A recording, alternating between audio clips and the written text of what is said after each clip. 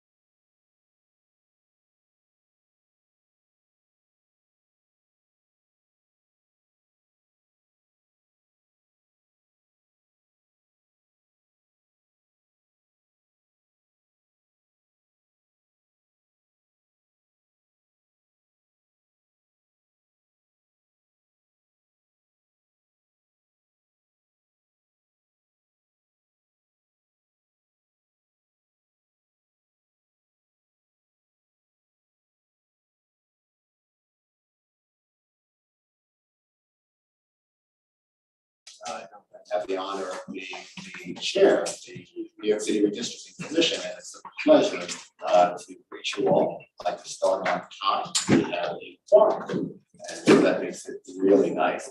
And before I start, I just want to have our commissioners, starting at the end, to come around and introduce themselves to the public. And also, if I'm not mistaken, this is being live streamed as well. Am I correct? So this is not just to the public here, but to the public that may be watching us on TV. So, good evening to you all. My name is Bob, Mr. Uddim, and I welcome you. Thank you very much. Good afternoon, everybody. My name is KQ Wang. That's the second time I can attend this meeting. Thank you.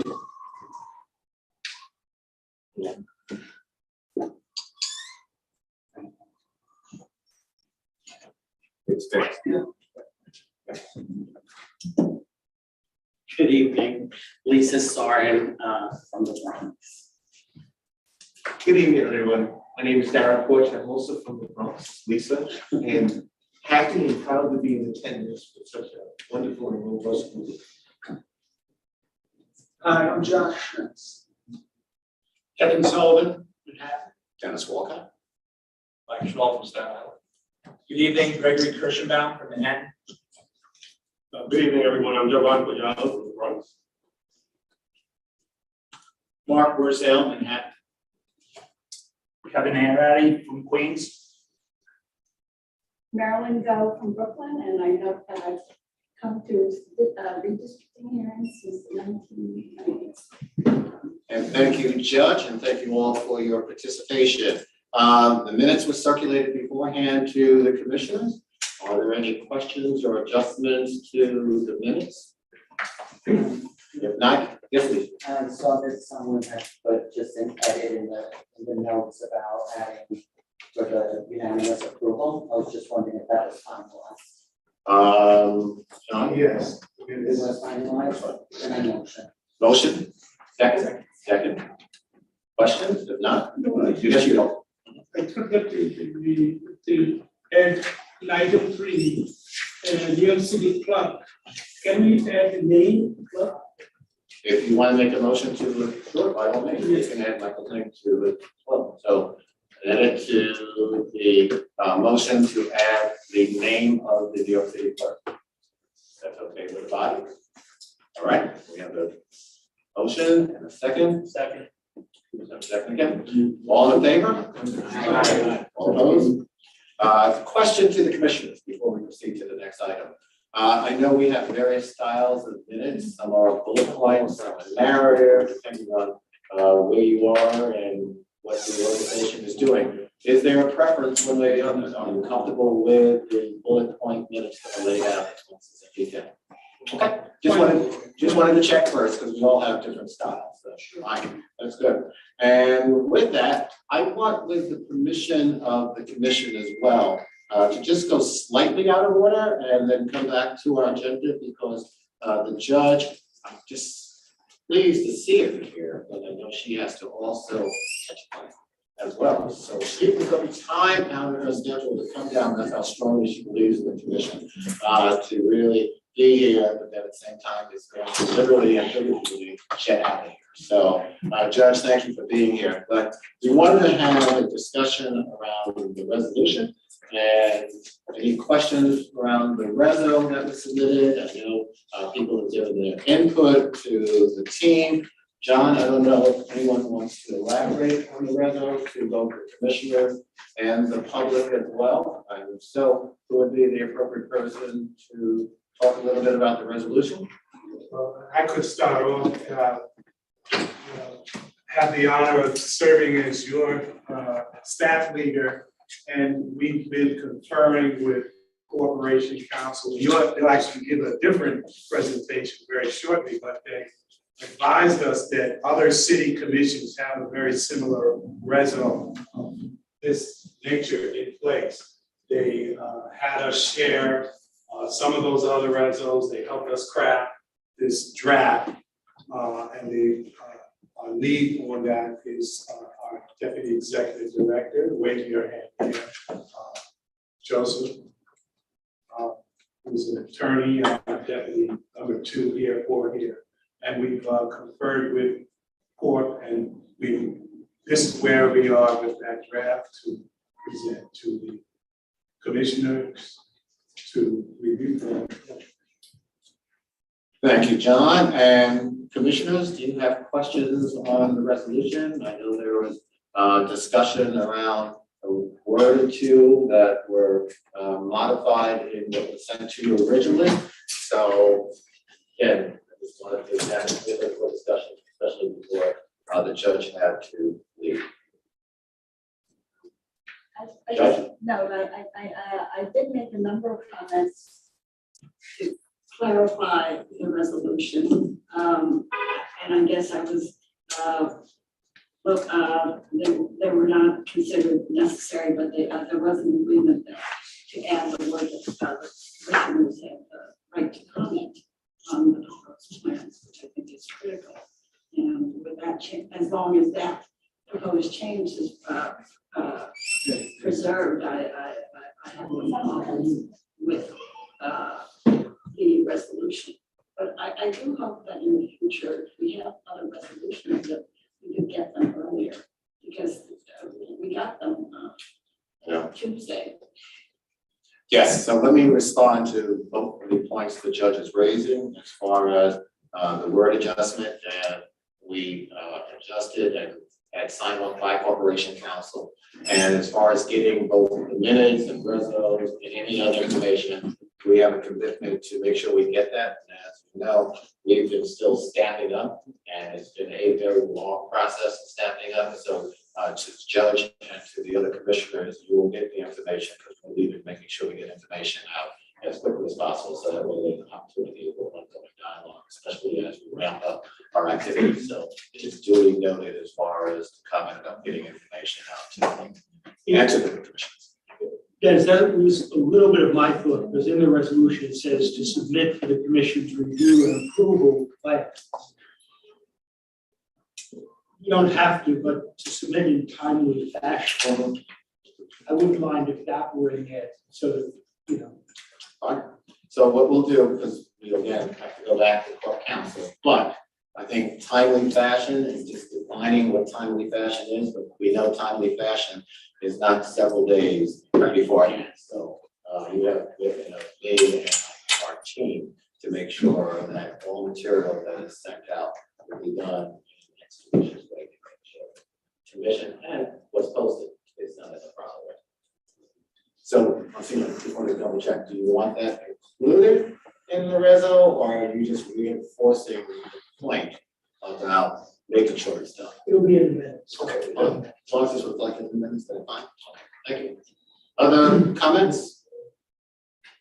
If not, can I have a motion to accept minutes as the reso as amended by the judge, comment, and also making sure that things are reflected in the minutes on what you talked about as well. So I hear a motion. So moved. And second? Second. Thank you. All in favor? Aye. Any opposition? Thank you. That passes as well. In addition to that, I just want to make one other adjustment to what was reflected in the minutes as far as our general counsel. We've had to change because of personnel issues, and we have a recommendation for a new GC. And so I just want the commissioners and the public to be aware of that. John, would you like to introduce the candidate who will be approved on, I hope, the commission of it? Where on Monday. Monday will be more appropriate. Okay, so we'll be making a recommendation, hopefully, and we'll get that done. We just have to go through the onboarding process on this. Notice I didn't have it in my background, but I said, take a step and push it a little bit. Okay, so you'll be hearing more about that. So we've had our assistant general counsel and our deputy exec, and along with corp counsel, all departments that have been helping us out with legal adjustments that we have to make in responses to a particular issue. So looks like you want to ask a question, or I'm reading your eyes behind the mask. Oh, no, not at all. Okay. I'm just paying attention. Okay. I don't look at the person that's speaking. I respect that. I was just being sensitive to the eyes and just double checking at times. So I'm going to look down. no, not at all, not at all. I just wanted to be responsible. So just okay. With that being said, I will now behave myself and go back to the timeline that's laid out, and we will have a presentation now from the corporation council. Or council. Hi everyone, can you see and hear me? Can you see and hear me? Uh-oh. No audio? Or maybe I can't hear it. No. I can hear you. I think the rest are muted. They're muted. Okay. Oh yes, we can hear you. Great. Okay. Well, my name is Eric Phillips. I am in the legal counsel division of the law department, and I am joined here by my colleagues Josh Liebman and Spencer Fisher. I will be giving the presentation today, but we will all be available for questions at the end. And also, we've been working with the staff of the commission leading up to this meeting, and we will keep working with them. And it's been a pleasure to work with them, and we're happy to continue to help in any way that we can. Let me share my screen.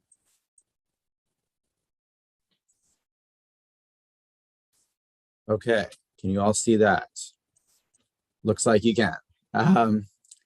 All right, well, so we're gonna be giving a talk today on the legal requirements that are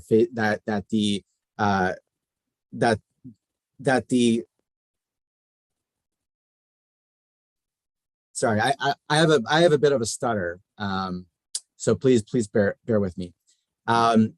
These are the legal requirements that that must be followed throughout this districting process. First, I'll just start with an overview of the whole process. of my presentation. First, I'm going to outline the process that will unfold over the next few months. Then I'll fill that out with some important dates that are laid out in the charter. Then I'll talk about some of the districting requirements that must be met in drawing up the new plan. I'll talk briefly about what is meant by population, how state law defines population. And then I'll talk about the city charter criteria, which need to be followed to the maximum extent possible or practicable. And then I'll talk briefly about the steps needed to finalize the plan for it to be final, for it to go into effect. So first off, here's an outline of the districting process. Here's what's going to happen over the next coming months. First, there's going to be a preliminary plan that's going to be released to the public, and by plan I mean map, a new district map that's going to be released to the public. The public's going to have about a month to look over the plan, and then there's going to be a round of public hearings.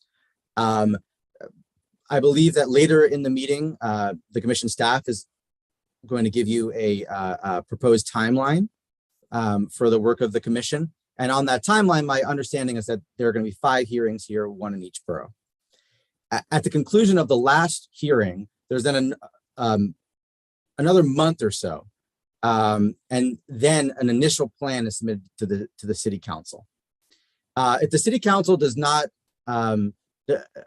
do anything at that point, then the plan becomes final. It actually goes.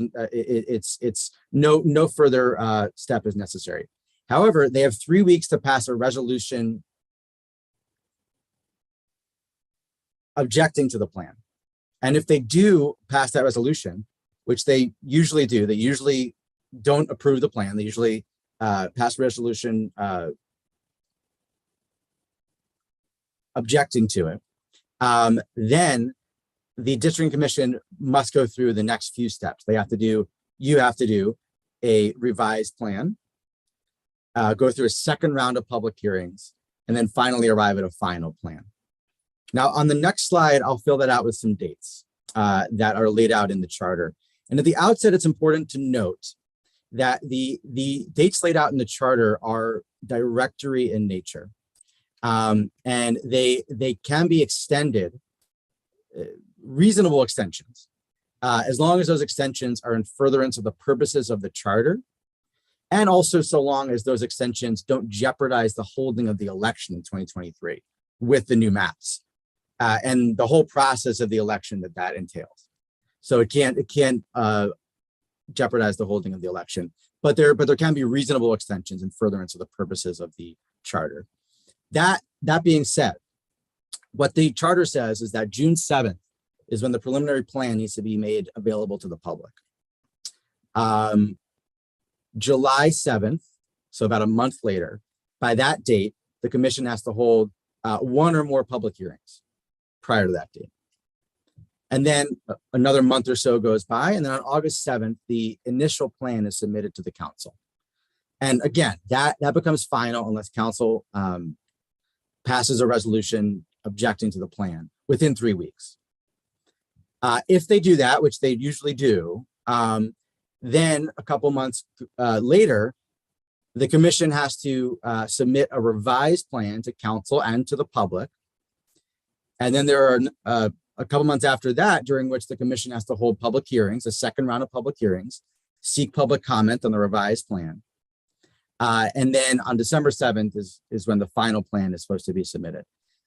It should be noted that council only has the opportunity to formally object to the initial plan the first time around when the commission gets to them on August 7th. After that, they can comment on the plan if they so choose, but they don't have the legal authority after that initial bite at the apple to reject the plan after that initial phase.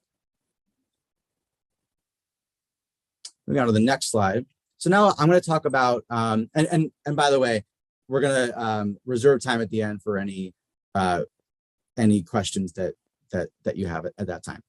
So next I'll talk about requirements that are imposed on the districting process that must be met. And these are requirements that are found in federal law, in state law, and also in the city charter. The first one is the principle of one person, one vote. So that's a principle that's enshrined in the US Constitution. It requires that there be roughly equal population between districts because each person has to have roughly the same vote, the same power of vote as any other person. State law then comes in and actually puts a number on this. So state law requires that the difference in population between the most and least populous district can't exceed 5% of the average population of all of the districts. So that's a requirement that is imposed by state law, that it can't exceed 5% of the average population.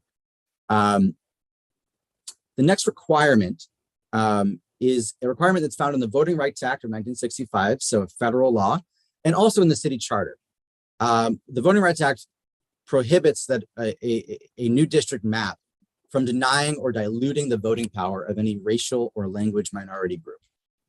And then the city charter also comes in and requires that the district map ensures the fair and effective representation of racial and language minority groups that are protected by the Voting Rights Act. So that is another firm requirement. Next, another requirement is that the commission has to draw contiguous districts. So what is contiguous? It means sharing a common border, touching. It couldn't be the case that that the commission drew a district with like 20 different parts of the city that are not connected to each other. The districts have to be connected. Now they can be separated by water, but if so, there must be a connection by a bridge, tunnel, tramway, or regular ferry service. Okay. The last requirement is that there's a limit on crossover districts. I'll talk a little bit more in two slides from now on what is meant by a crossover district, but for now, it's not that complicated. It's a district that crosses borough lines. So in general, to the maximum extent possible, and again, I'll get to this in a later slide, the commission has to avoid drawing crossover districts that cross borough lines. But if you find that you have to draw a crossover district, there is a firm requirement that if a district does cross over into two boroughs, then no other district can cross into the same two boroughs. So for example, the commission couldn't draw two Brooklyn Queens crossover districts, or two Bronx Queens crossover districts, or two Manhattan Bronx. You get the picture. So that's another requirement. I'll talk briefly now about what is meant by population. So I said 2 slides ago that the districts must be roughly equal in population. So state law defines population as three categories that are often overlapping, but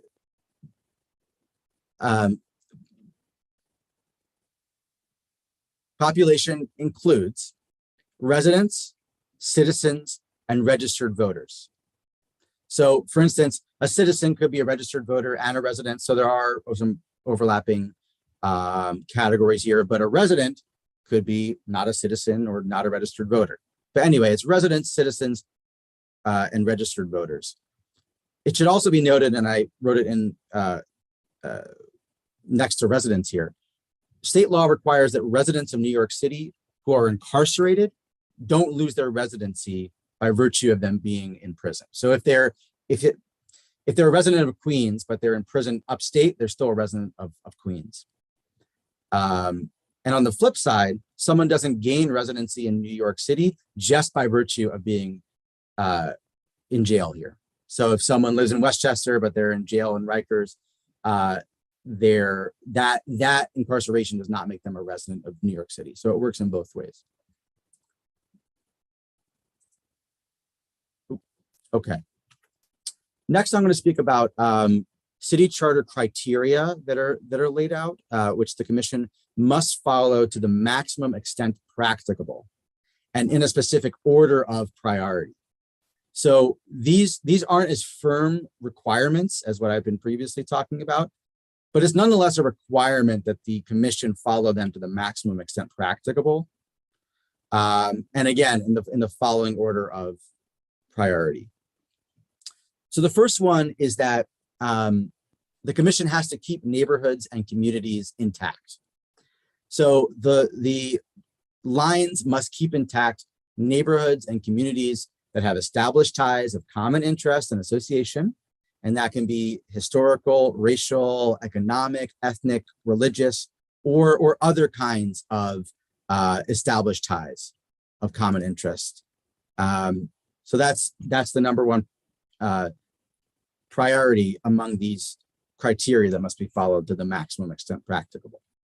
Next is that you need to the maximum extent practicable, keep the districts compact. So each district must be compact. And the way the charter gets at this is it says that to the maximum extent practicable, no district can be more than twice as long as it is wide. So for instance, you wouldn't want to draw a district that spans the whole length of Manhattan, because that would be much longer than it is wide. So you want them to be compact. The next, and I talked about this a couple of slides ago, you should try to the maximum extent practicable to limit crossover districts. And these are districts that cross borough borders. So you want to try to have all your districts be contained in a single borough and not cross borough borders.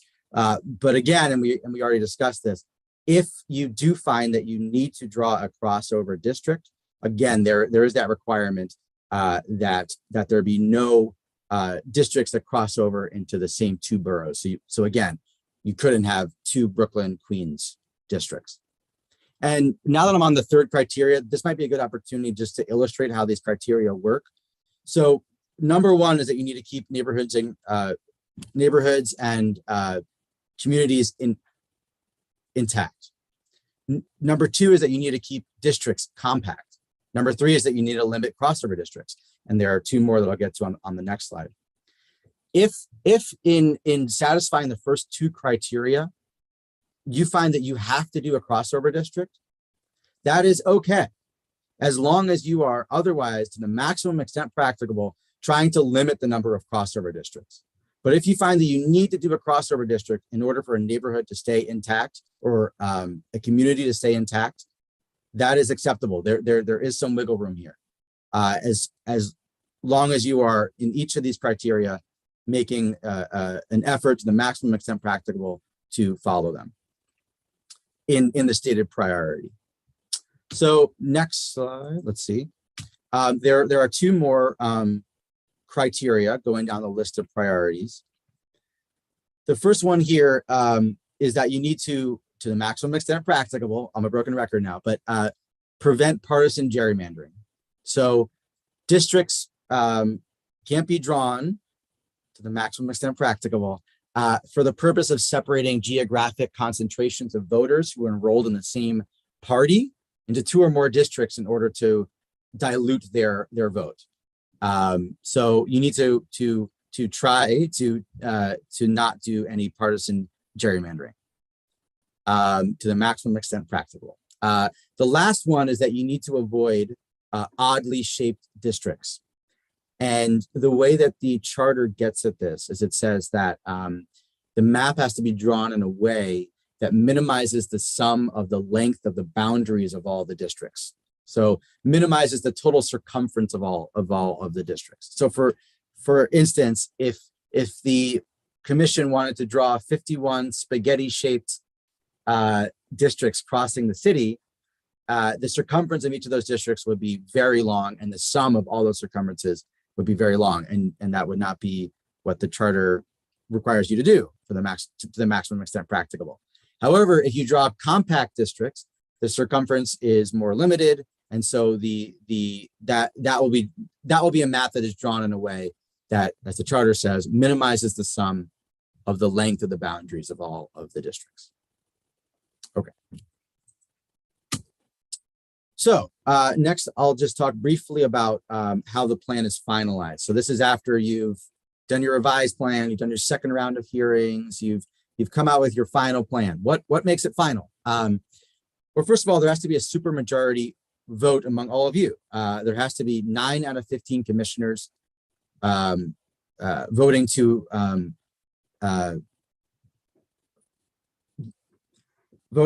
accept the plan, to approve the plan. That's 60%. Then on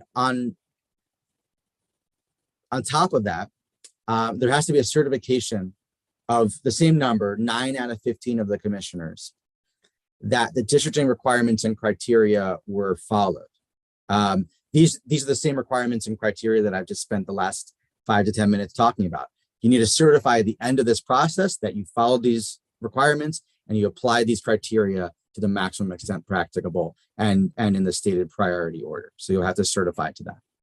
And then the plan is deemed adopted finally when it is filed with the city clerk.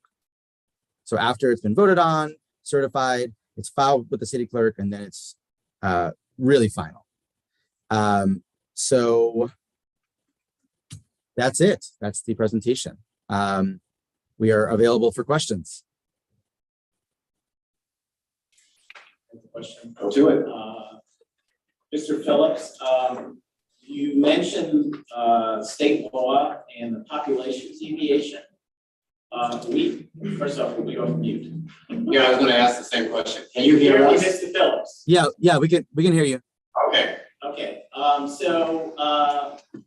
In 2021, the state adopted a new law that changes the deviation of population for redistricting. The process that we have been working with here in the city redistricting was adopted as part of a referendum that was approved by the voters in 1989 that amended the city charter. The state enacted a law in 2021 that changed that deviation from, well, changed our deviation provision of 10% to now a lower deviation of 5%. And my question is, how did the law department make a determination that applies to us? And the reason I'm asking this question is, I took a look at the law, and I don't know if it actually applies to us. Because when you go through the provisions of the municipal home rule law that directly impact this process, it refers to the districting that is enacted through local law by town councils, city councils, county legislators. It doesn't specifically reference a process that is developed and enacted and approved by an independent commission. And in our case, an independent commission that was created pursuant to the desires of New York City voters in 1989.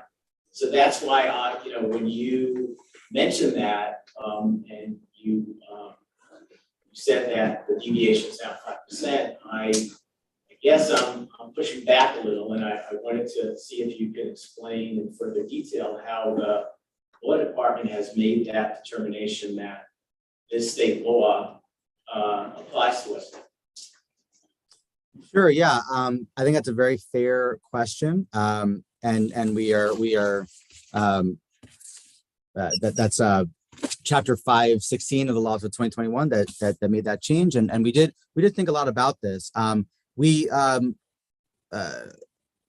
agree that this provision generally speaks to districting processes that happen through a local law. And for that reason, we don't think that the default is that everything that is contained in this provision of the home rule law applies to the city, because as you said, the city goes through a process that is not quite local law. It's not local law. It's through you all, not through local law. A process that has been established in the charter that is not local law. But the reason why we thought that the 5% does apply to the city.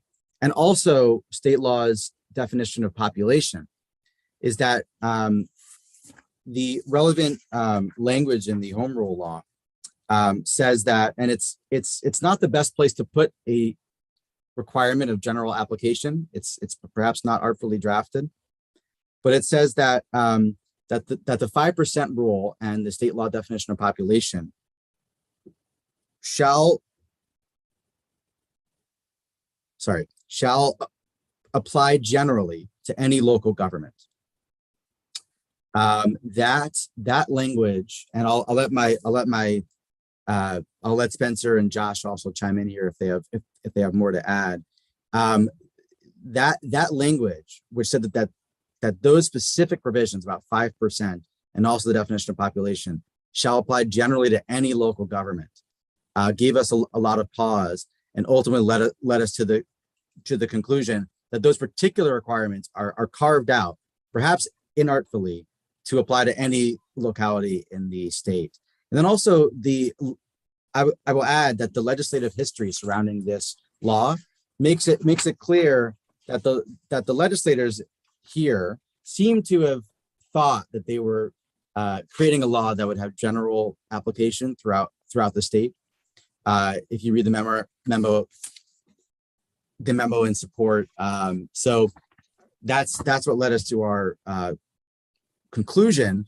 But we also had the conclusion there are other parts of that section that we do not think applies to the city because they are not covered by that language of shall generally apply to any local government. And so we still maintain that because the city does its districting outside of the local law process, those other requirements don't apply. It's only the ones that the state specifically said shall apply to any local government. That's my long-winded answer, but. This is I don't know. This is Spencer. I don't know if you can hear me, but this is Spencer Fisher, also yes, from Legal Counsel Division. I'll just add to Eric's statement. There may be some confusion caused based on the question. There may be some confusion caused by the fact that Chapter 516 had, I believe, 3 sections, and I'm looking at it on my screen as I'm speaking.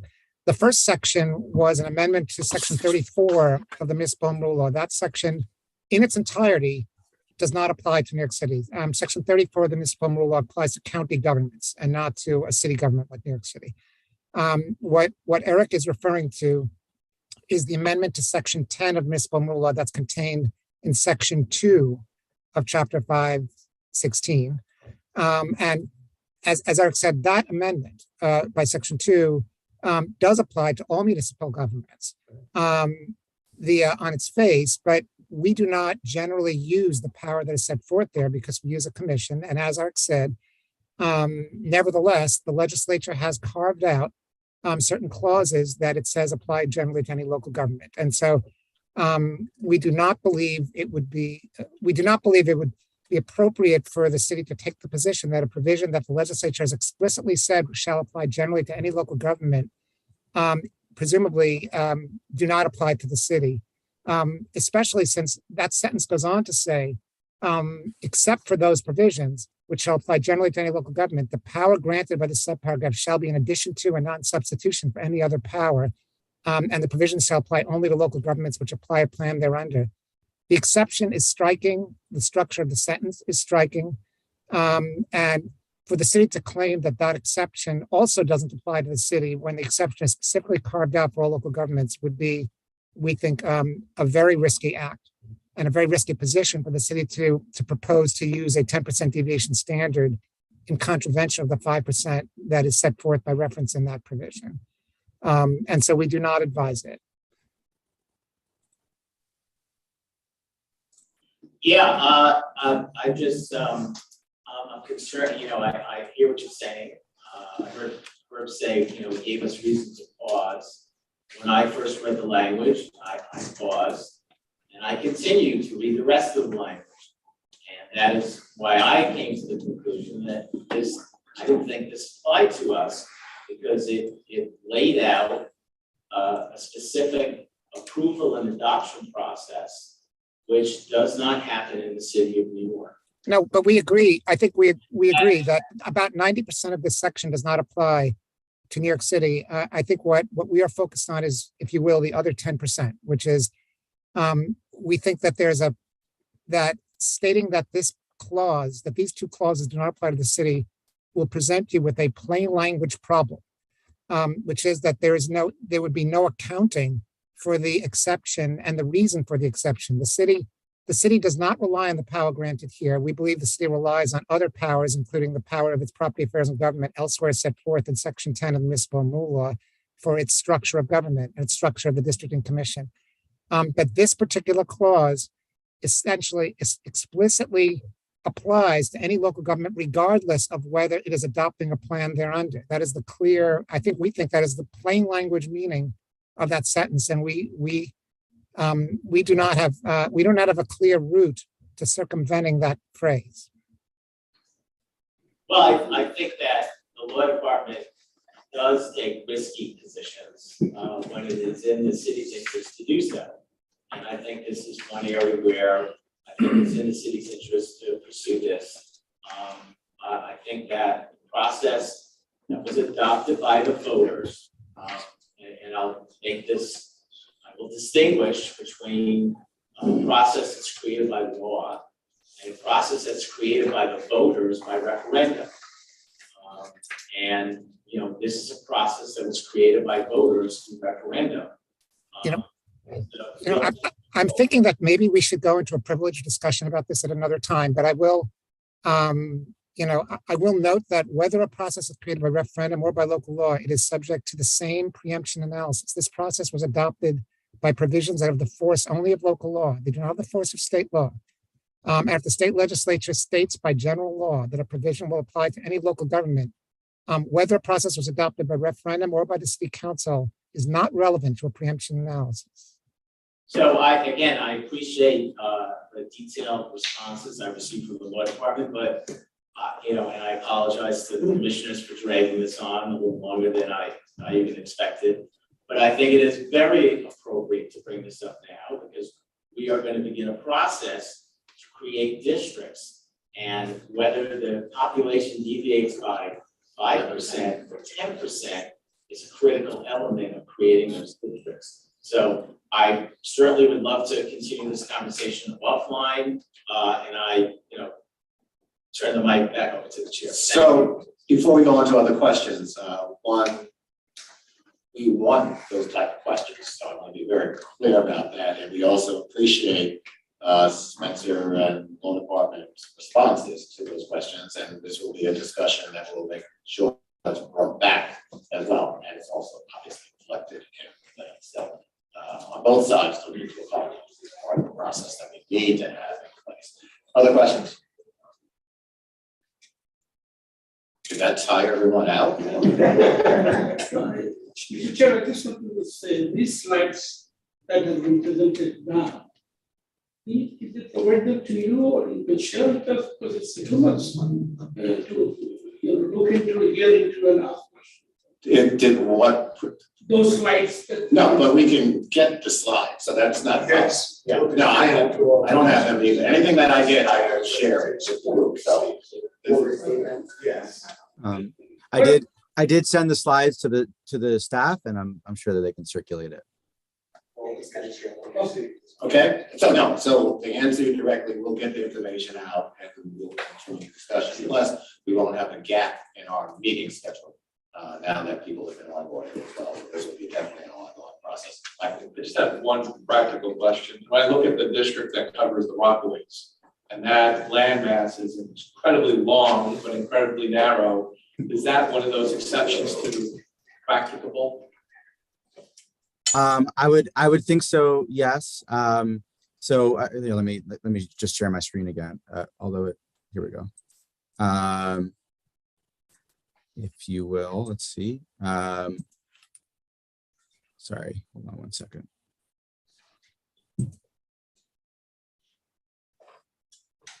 So the number one priority is that you need to keep neighborhoods and communities intact. Among the criteria, so remember, there are also requirements that the districts need to be contiguous, one person, one vote, limiting crossover districts. But among the criteria, the number one priority is you keep neighborhoods and communities intact, that you keep the districts compact, that you limit crossover districts, and then last, that you avoid oddly shaped districts. So I would think that in a situation like the Rockaways, if the commission considers that to be a neighborhood or community that you would like to keep intact, that would take priority over having perhaps a less compact district or a more oddly shaped district. Okay, thank you. Other questions?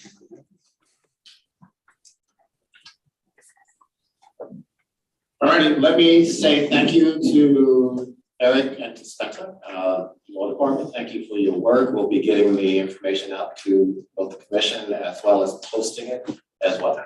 So people have an opportunity. We'll make sure we are fully transparent in what we're doing.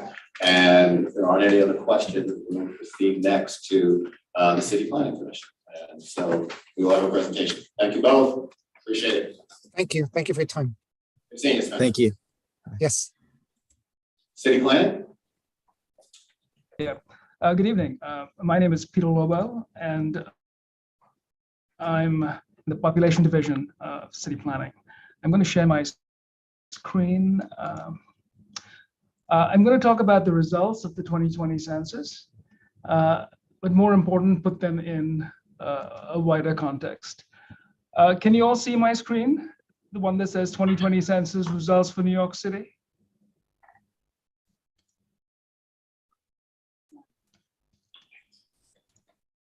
Okay.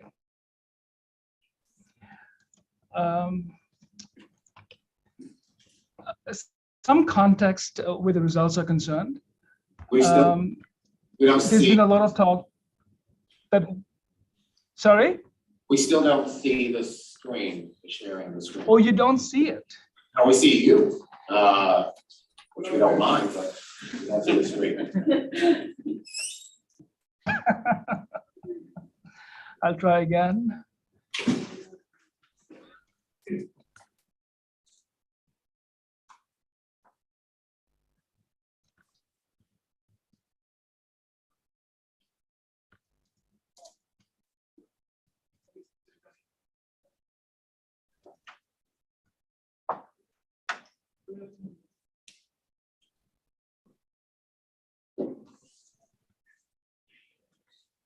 It's not showing up for some reason.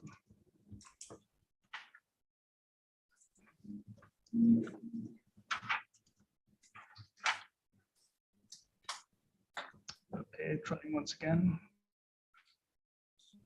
While you're doing that, let me just remind the commissioners, when you speak, make sure you press the button so that way we can hear you. Thank you.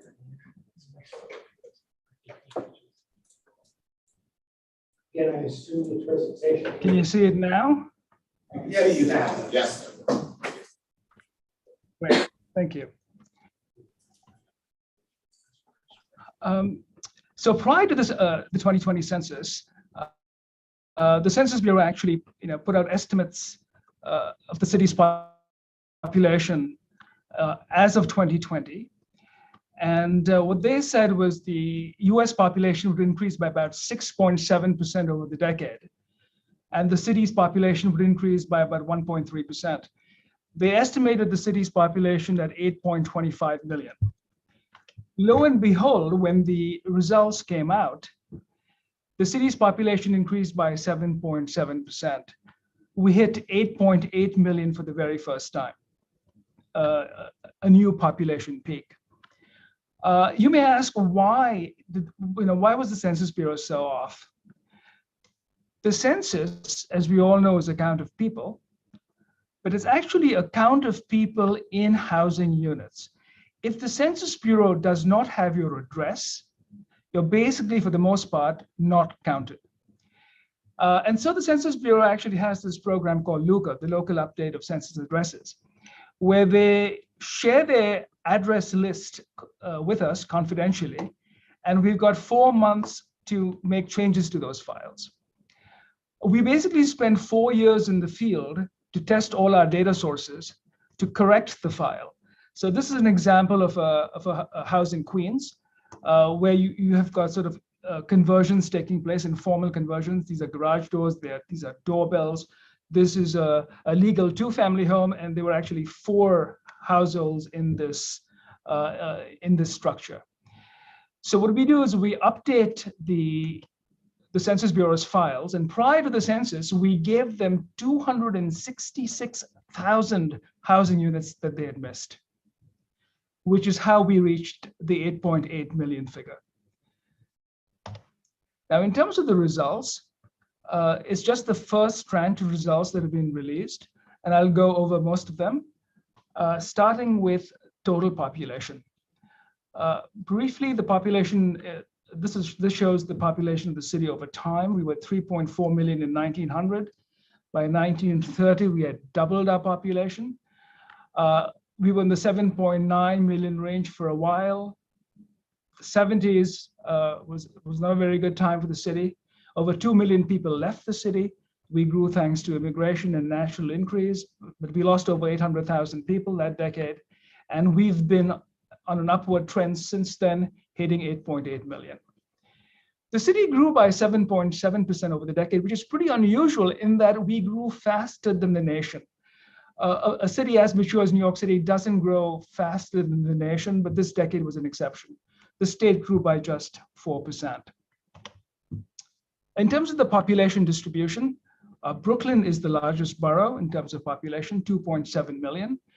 It was just shy 3,000 of its 1950 population peak. The Bronx actually hit a new population peak in 2020, surpassing its 1970 population peak. Manhattan, of course, 1.7 million. Manhattan's population peak was in 1910, actually, when Manhattan had 2.3 million people, most of whom lived south of 14th Street. Queens and Staten Island hit new population peaks every decade. And in terms of population growth, 7.7% in the city, 9%, over 9% in Brooklyn. That's the major story in terms of population growth this past decade. And Queens, 7.8%. So these 2 boroughs were over the city average. Manhattan, the Bronx, and Staten Island, especially Staten Island, were below the city average. This slide puts the boroughs of New York City in the context of the 10 largest cities in the US. Of course, New York City is the largest city, 8.8 million. We are twice the size of LA, which is the second largest city, and 3 times the size of Chicago. If Brooklyn or Queens were independent cities, they would be the 4th largest city in the country. Manhattan would be the 5th largest after Houston, and the Bronx would be the 7th largest after Philadelphia. So 4 of our 5 boroughs would be in the top 10. Staten Island would rank 38 after Atlanta. In terms of where the population grew, let's start with declines. There were only 2 neighborhoods that saw declines, Inwood and Washington Heights in Upper Manhattan. If you look at growth in Queens, Long Island City had the highest growth in the city. Its population tripled over the decade, and there was substantial growth in Queensbridge as well, South Jamaica, Springfield Gardens. If you look at Brooklyn, downtown Brooklyn, Dumbo, huge increases, increased by 67%. Williamsburg also substantial increases, as well as a slew of neighborhoods from Carroll Gardens all the way to Ocean Hill, above average growth. In the Bronx, Morrisania and Crotona Park saw the largest increases. And in Staten Island, the area around Stapleton and Shore Acres saw substantial growth. In terms of race and ethnicity, between 2010 and 2020, the white population was basically unchanged. It declined by about 3,000. The Black population saw a substantial decline, close to 4.5%, a decline of 84,000. Asian increase is the real story. The Asian population grew by 345,000. And I'm going to stick to just the major groups in this presentation in the interest of time. And the Hispanic population, under the average, but still substantial, 154,000 growth. This slide presents the same data in pictorial form. Again, whites, comprise a plurality, 2.7 million. Hispanics, 2.5 million, the second largest group. Blacks, 1.8 million, about a fifth of the population, and Asians at around 1.4 million. But it's really interesting to see population growth over the decade by race and Hispanic origin. The city's population grew by 629,000 over the decade. Half the growth, I should say over half the growth, was due to the growth in the Asian population. And the Hispanic population also grew substantially, 154,000, as I mentioned. The Black population and white population saw declines. In terms of growth over time, again, just for context, the white population was about 62% of the city's population of 7.8 million. This was 1970. We're up to 8.8 million in 2020, about 1 million more people. The white share was 62%, and that has declined to about 31% today. And in absolute numbers, the white population has basically dropped close to by 1/2, from around 5 million to about 2.7 million. The Hispanic population has more than doubled in absolute numbers, from 1.2 million to about 2.5 million. And the share has gone from about 16% to 28%. So growth, substantial growth in the Hispanic population. The Black population share hasn't changed that much, from about 19% to about 20% today. In absolute numbers, they've grown by 250,000, but in terms of the overall share, that hasn't changed that much. And the Asian population has increased tenfold. There were about 150,000 in 70, and they're about 1.5 million today. Let's look at the borough population, borough changes by race and ethnicity. Let's start with Queens. White population declines in Queens, but 67,000, 11%, substantial declines. Decline in the Black population, substantial increase in the Asian population. 148,000 of the growth of the Asian 345,000 growth in the Asian population was in Queens. Substantial growth in Queens. If you look at Brooklyn, the white population increased, but actually, if you look at it by neighborhood, it's even more interesting, and I'll get to that in a minute. But overall, you had substantial growth in the white population, but declines in the Black population. Brooklyn also saw increases in the Asian and Hispanic population. Substantial increase again in the Asian population. In the Bronx is about 1/2 Hispanic, about 65,000 of the growth in the Bronx was due to growth in the Hispanic population. Manhattan, white population increases, small declines in the Black population, and increases in Asians, and a slight decline in the Hispanic population. And Staten Island, white declines and increases in every other group. But again, Asians saw the largest increase, percentage and absolute increase in Staten Island. This is, this shows population by age. We've seen this, before. Whites are about 31% of the population, Asians 28%, Hispanics 28%. If you look at the population 18 and over, whites comprise a slightly higher share. They're about 32%. And Hispanics are about 27%. Asian and Black shares are similar, to the overall shares. But this is what's really interesting. This is the future of the city. If you look at the population under 18, over a third of the population under 18 is Hispanic. So among kids, we actually have a Hispanic plurality. Whites are about a quarter.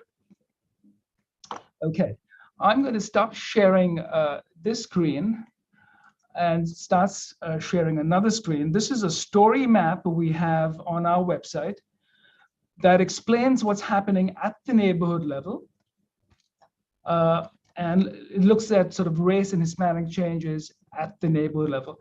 Can you see my screen that says dynamics of racial Hispanic composition in New York City? Yes. Sorry?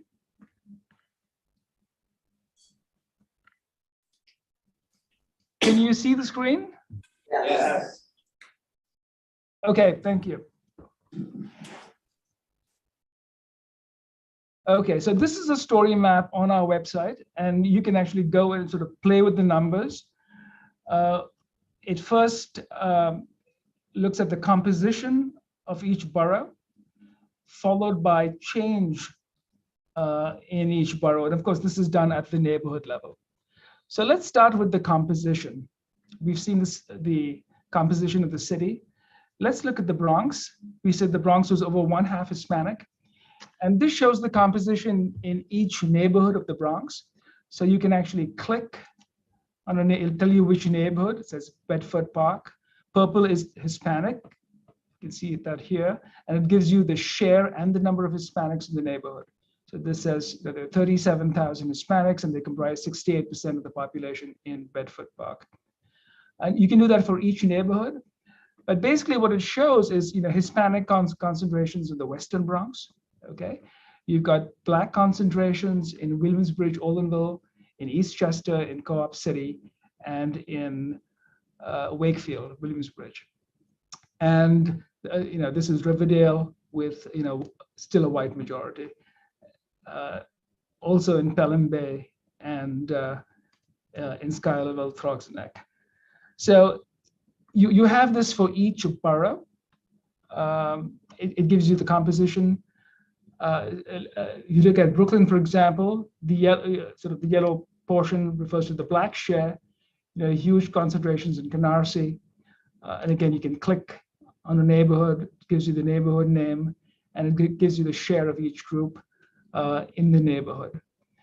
White and Asian concentrations in Southern Brooklyn, and substantial Hispanic presence in the northern section of the borough. Go to Manhattan, large white presence in Midtown all the way down, south of 96th, and large Hispanic presence here in Washington Heights, Inwood, and of course you've got a Black presence here in each of these neighborhoods, Harlem North, South, and so on. Queens, the most diverse borough in the city. And in Southeast Queens, of course, you've got large Black concentrations and sort of patterns of co-residence between Asians, Hispanics, and whites in the rest of the borough. And Staten Island, CDs 2 and 3, substantial white concentration still, and a pretty diverse CD1. The northern section of the borough.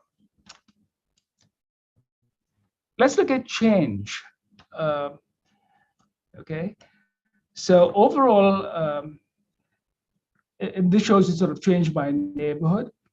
This is the white population.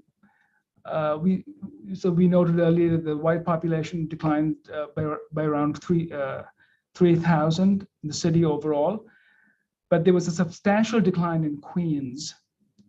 And in the Bronx, and large population growth in Brooklyn and Manhattan. So, and you can clearly see this here, areas in the red show declines. Again, you can click and it'll give you the neighborhood name, Murray Hill, Broadway, Flushing, a 4,500 decline. Substantial growth in central Brooklyn, okay, and declines in southern Brooklyn in the white population. What the next slide shows is what happens when sort of the white population increases in these neighborhoods. So you can click here. It shows you, this is Bed-Stuy West, okay? And what it shows you, substantial growth in the white population, about 18,000, and declines in the black population, 10,000. Growth in other groups. And you can do this for each group. It shows you, neighborhoods that have seen white increases in central Brooklyn have often see declines in the black population. The interesting thing though is if you look at, I'll just move on to the black population here, declines of 12,000 in Bed-Stuy East in the black population, and increase in 12,000 in the white population. And oftentimes in Southeast Queens, you see declines in the black population and growth in the Hispanic and Asian populations.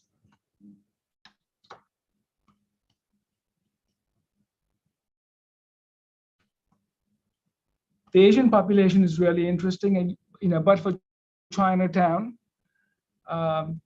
there's been growth across the borough, across the city, I should say.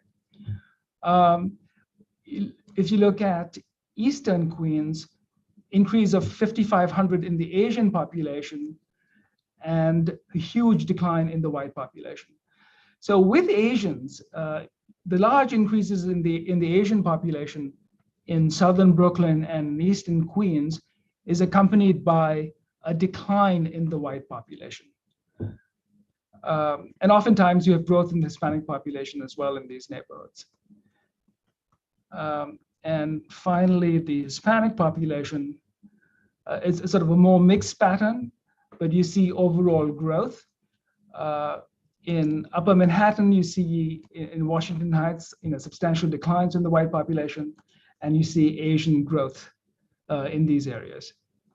So, you can spend time on the story map. You can click on it. It gives you the numbers, and basically you can download all the data, by neighborhood and by race for each borough. I'll stop there and take any questions you may have.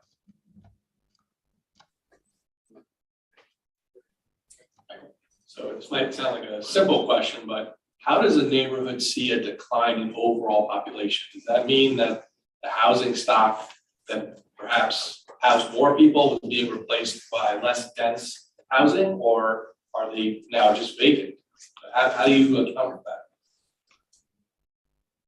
So there were only two neighborhoods that saw population declines, right? It was Washington Heights and Inwood. And in both neighborhoods, what happened was, white families moving in basically had lower family size than the Hispanic families leaving. So it was the household composition that caused the decline. So it's in fact, we have a story map on our website that actually shows the powerful effect average household size can have on a population of a neighborhood. So, we've got, over 3 million housing units in the city, 3.6 million housing units. The average household size in the city is 2.55. If it declines by 0.01, the city can needs to create more housing for 36,000 people. If it increases by 0.01, basically 36,000 additional people can be accommodated in the existing housing stock. So household size is a very important variable, as is vacancy. If all of a sudden you have a high vacancy rate, which doesn't really happen too much in New York City, at this point in time, you have fewer people, of course, in the existing housing stock. Other questions? So you answered a question that I wrote down a note for as far as those communities that changed their demographics as far as people leaving, but then who's replacing it and being able to do an overlay of those communities as well. So you can see exactly who is replacing the individuals that are leaving. So that's there in the material that you have as well. Yes. And for people like, I'll use me as an example, who may be technologically challenged. One, can we get the material that you presented so that way we have it? But also, I think for us as the commission, but also for the public, I thought I heard you say you can go online and get the information and be able to do what you basically did during your presentation. Is that part correct as well? Correct. It's on the city planning Okay. website, So, and the PDF. Our commission website, so that anyone on our website will be able to go to those. so they'll be able to link onto our website and Yes. access the information. Fantastic. Any other questions? I'm curious to know the road. Speaking to the microphone. Thank you, sir. What is the problem with this? That's okay. Just fix it technically. Okay, good evening again. So the idea that you mentioned about the growth of the population, especially the Asian population, which also subset into Queens the most, isn't there a way to know what percentage of that is South Asian and what percentage is the the remaining percentage of the Asian? Can we separate them with the South Asian? Yes.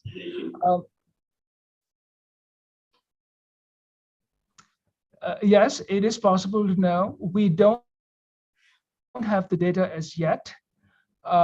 We hope to get the data sometime next year. There are issues with data, there are issues with confidentiality that the Census Bureau is grappling with. More important, we used to get these data for small areas, for census tracts and for neighborhoods. We could give you the distribution of the Asian population by ethnicity. We could do that for Hispanics as well. We don't know whether we're going to get those data this go around for small areas. We'll certainly get it for each borough, but it's up in the air whether we'll get these data for neighborhoods. Thank you very much. To what level of detail is the map interactive? Census tract, zip code? It's neighborhood tabulation area. NTA, that's the geography we use, and that's the geography most city agencies use. There are 197 NTAs or neighborhoods in this, in the city. As we've, we don't like to call them neighborhoods because each one, has their own definition of what a neighborhood boundary should look like. So we call them neighborhood tabulation areas. And the important thing is they nest within community districts, so stuff that comes close to community district boundaries. And that's the way we've set these up. So you can get a picture for your community district and for basically sub-district areas as well. But more important, we've created them because we get other data from the census, from what's called the American Community Survey. Those data are sort of really rich data that are available each year. It goes into ethnicity, it gives you information on income and poverty and so on. Those data are not reliable at the census tract level, which is why we've created these NTAs, because when you aggregate data to the NTA level, you can be sure that they're dealing with reliable data. Thank you very much. By the way, if you want data by tract, that is also available on our website. We don't encourage the use of data at the tract level. It's easier to see patterns at the NTA level, but if you really want to dig deep, you certainly can. Is it possible to see the changes to the existing council districts as a whole, rather than additional neighborhood? So we have data by council district as well on our website. So the thing is, it's 2013 boundaries. four council districts. And you can see we have 2010 data up on our website as well for those for those boundaries, and we have the data for 2013 for 2020 as well.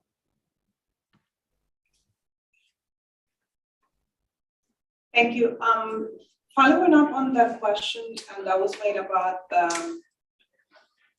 more detailed information about communities like the South Asian and the East Asian, do you know how soon we could get a more detailed map as to that regard? Because it worries me that we have to keep the communities intact based on common interest and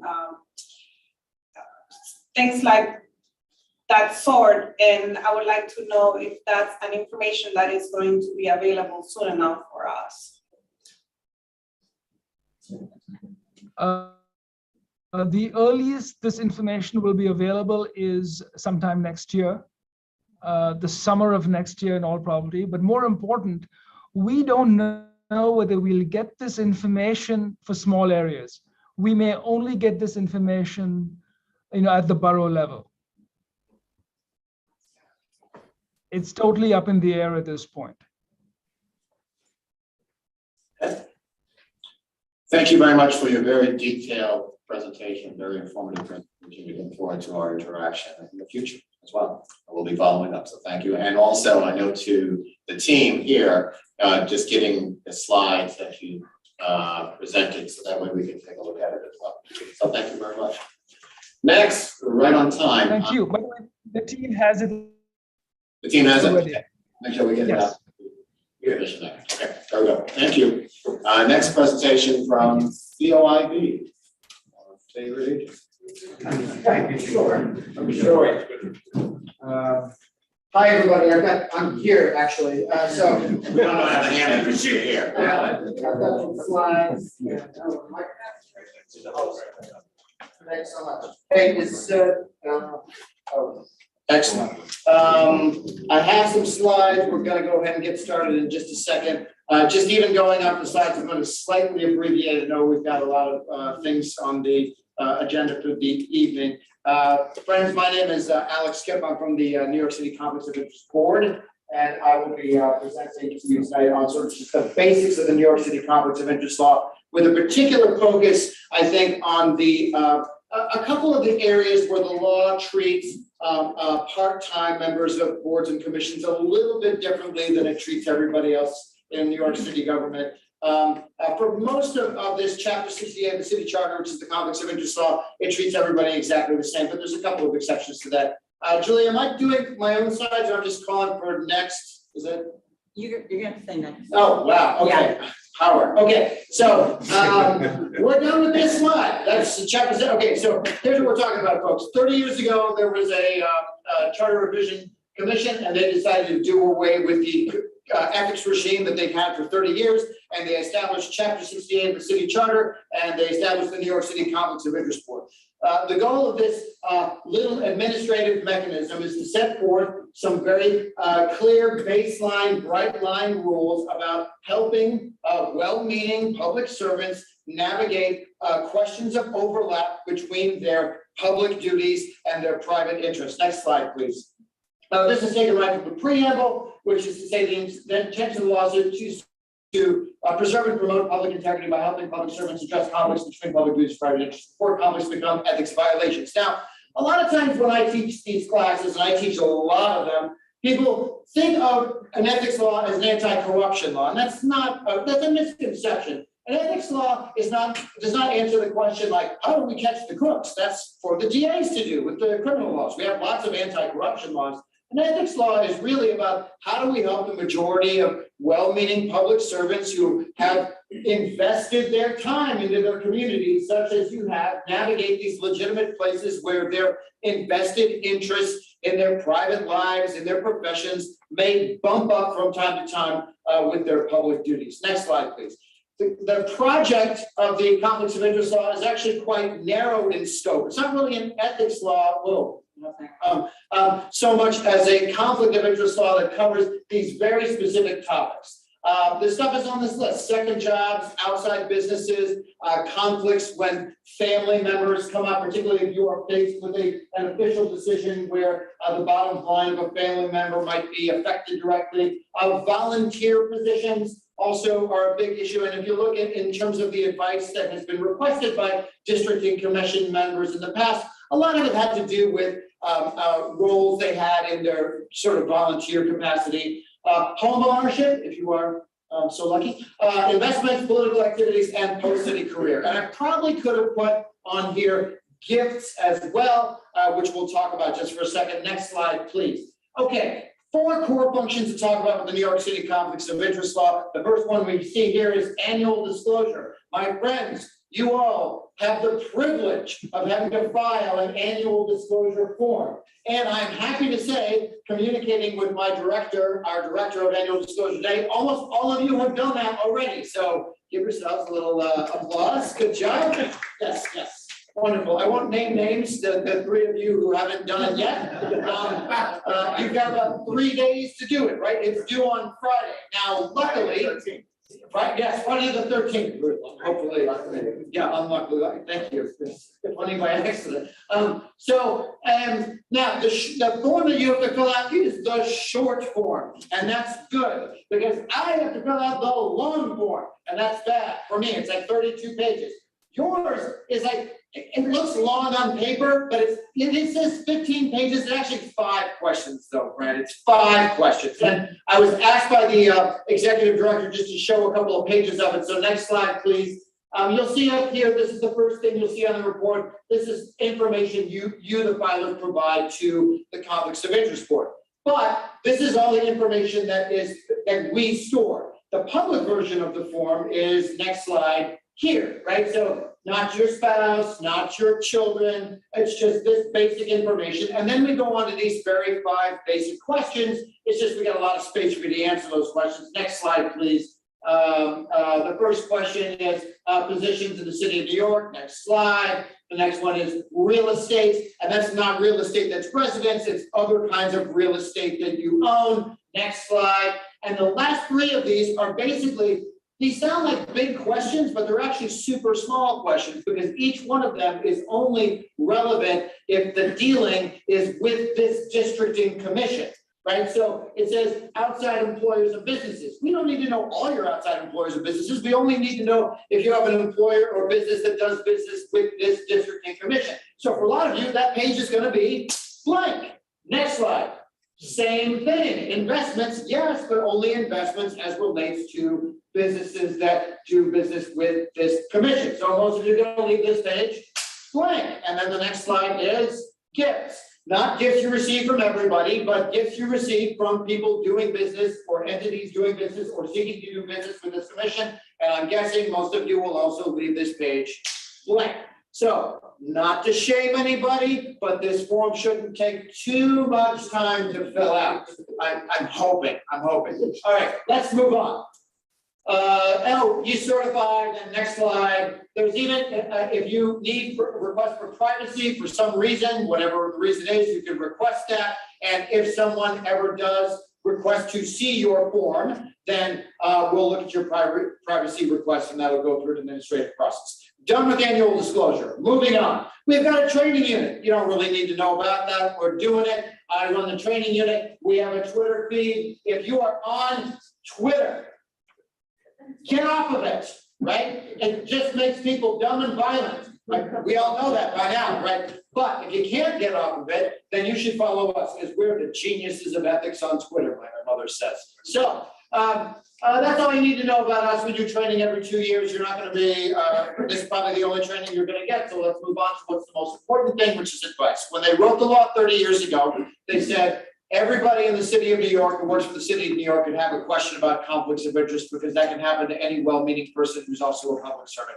If that's true, you got to give guidance so nobody violates on accident, and that is the legal advice unit. Next slide, please. What they did was they structured a little safe place where you can ask any question on proposed future activities. You get a lawyer immediately, and then we give you advice one-on-one based on the facts that you give to us. Now, it's always free. It's always confidential. Confidential means we can't share your request or even the fact that you requested advice from your fellow commission members, or we can't share it with your fellow commission members, we can't share it with the press, we can't share it with your spouse, we can't share it with anybody.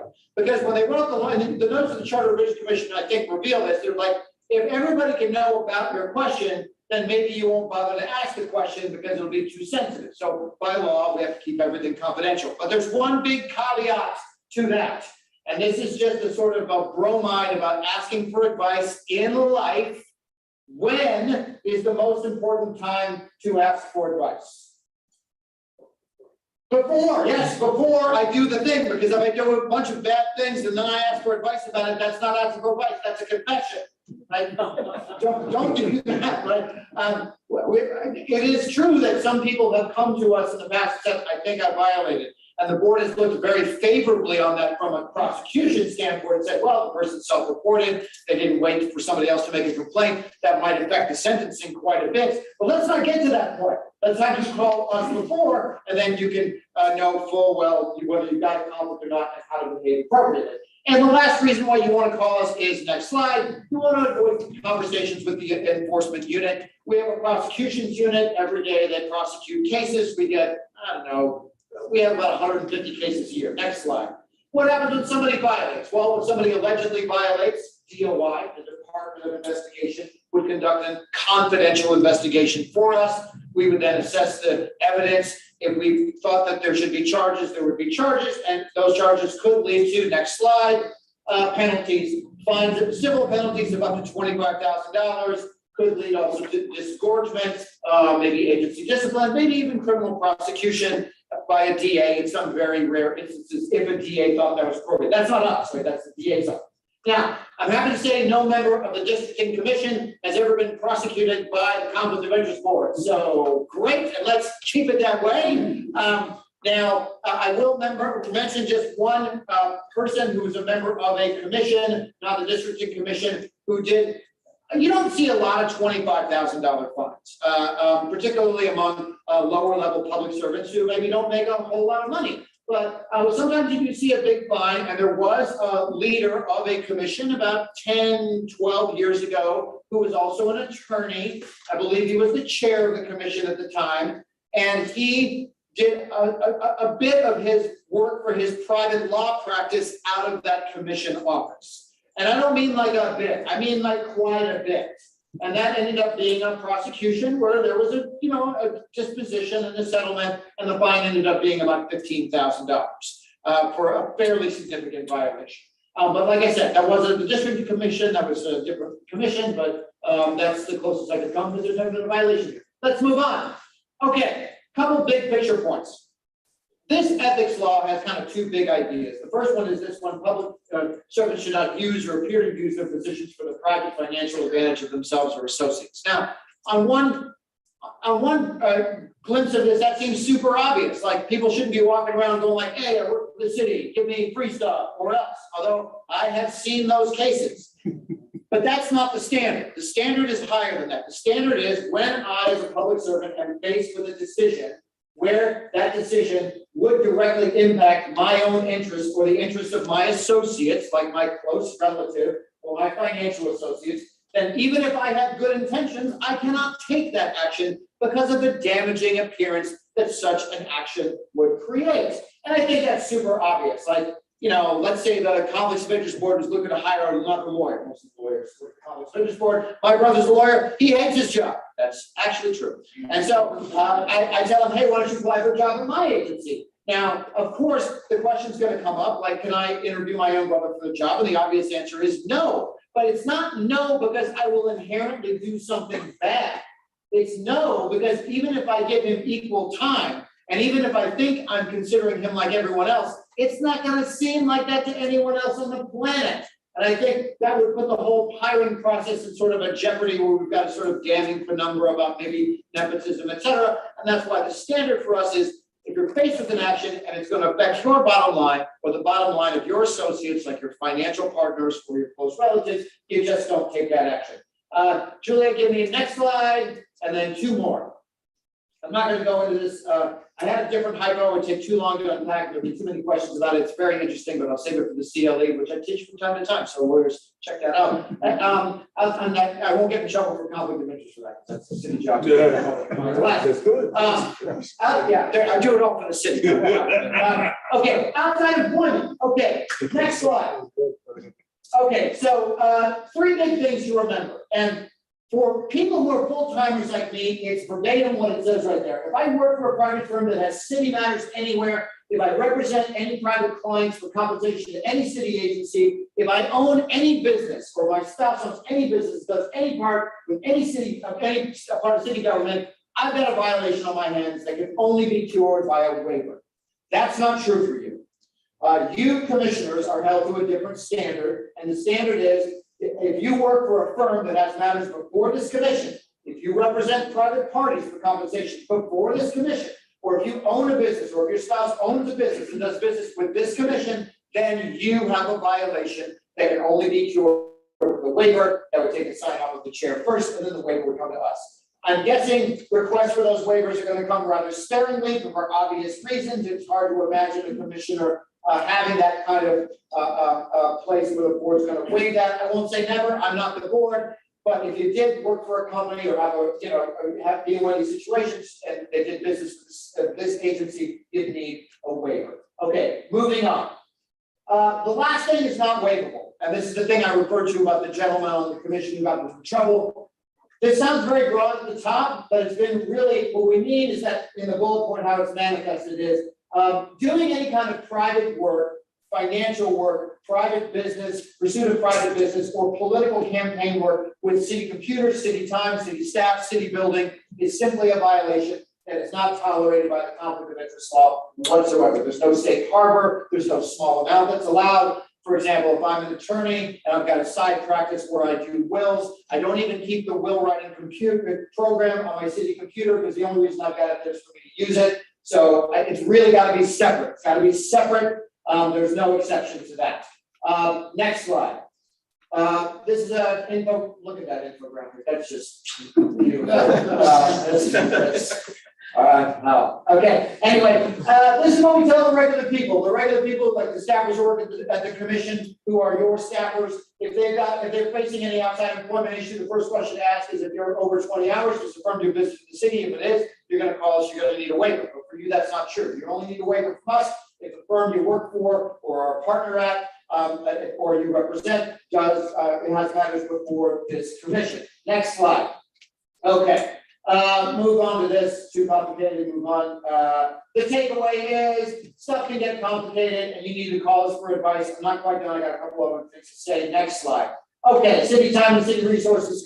Just another brilliant infographic. Next slide. 60% of our cases involve misuse of resources or other kinds of stuff in a non-pandemic year. You see the different sort of expressions of that. People misusing cars, people misusing office technology, people misusing the name of the city, people misusing office space. I have seen that case.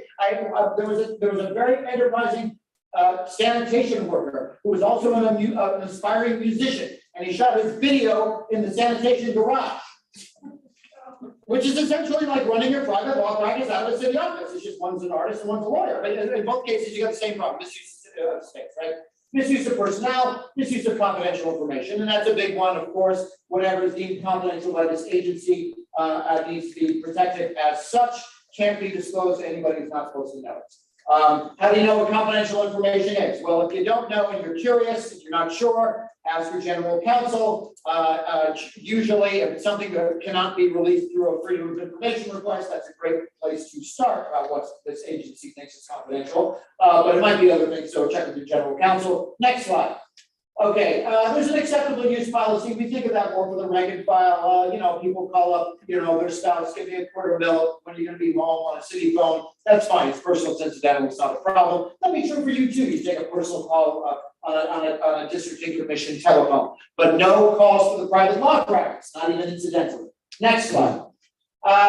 Gifts. Okay, there's a lot to say about the valuable gifts rule. We don't have to get into a lot of specifics today.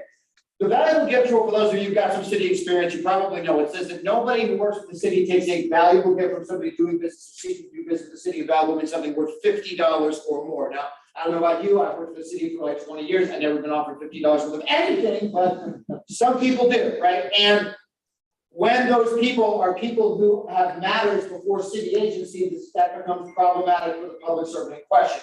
Now, what requires a little bit of interpretive nuance is for you all who have essentially given yourselves over to this work while you maintain your lives in private practice, with relationships with people. This law is not meant for you to say to your friends who would have given you gifts anyway, you are dead to me now. You say that, but it's not just a gift rule, that's your, right? If there's a reason for you to get the gift that has nothing to do with you sitting on this districting commission, then probably it is fine for you to accept the gift.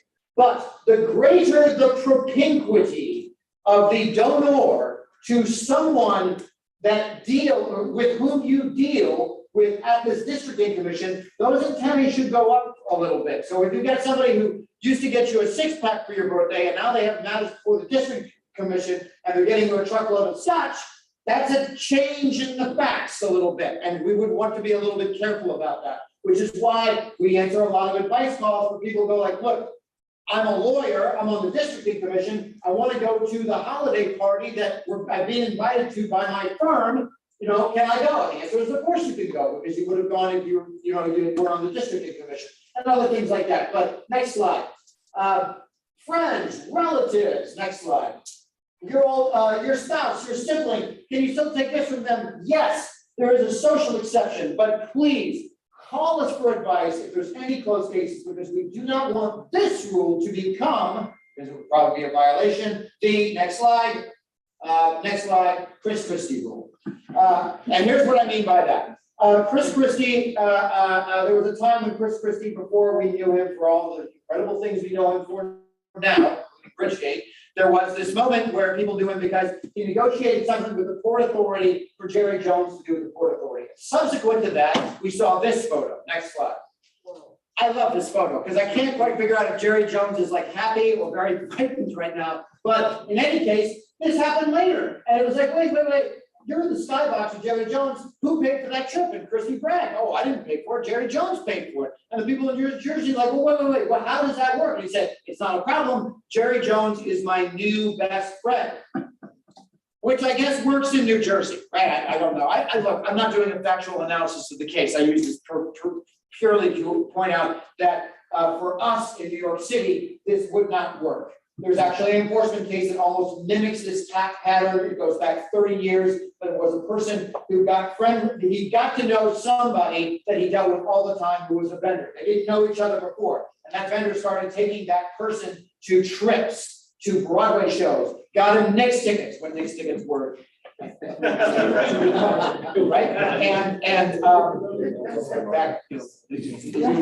Okay, so in any case, his defense was, look, we love these guys. I'll drag this guy in here all day. Let's talk about how we love each other. Our kids know each other. And they said, no, it doesn't work that way. You got to know the guy because of your city dealings with them. If the Gibbs rule is that way, then Gibbs rule is a Swiss cheese. You have to have known him from before, right? So that's my point here. Next slide. Okay, political activity. This is the moment where we need to spend a little bit of time, just a little bit, on the special rules for people such as yourself. Let's start off with the non-special rules. Next slide. Two big things that all public servants have to think about.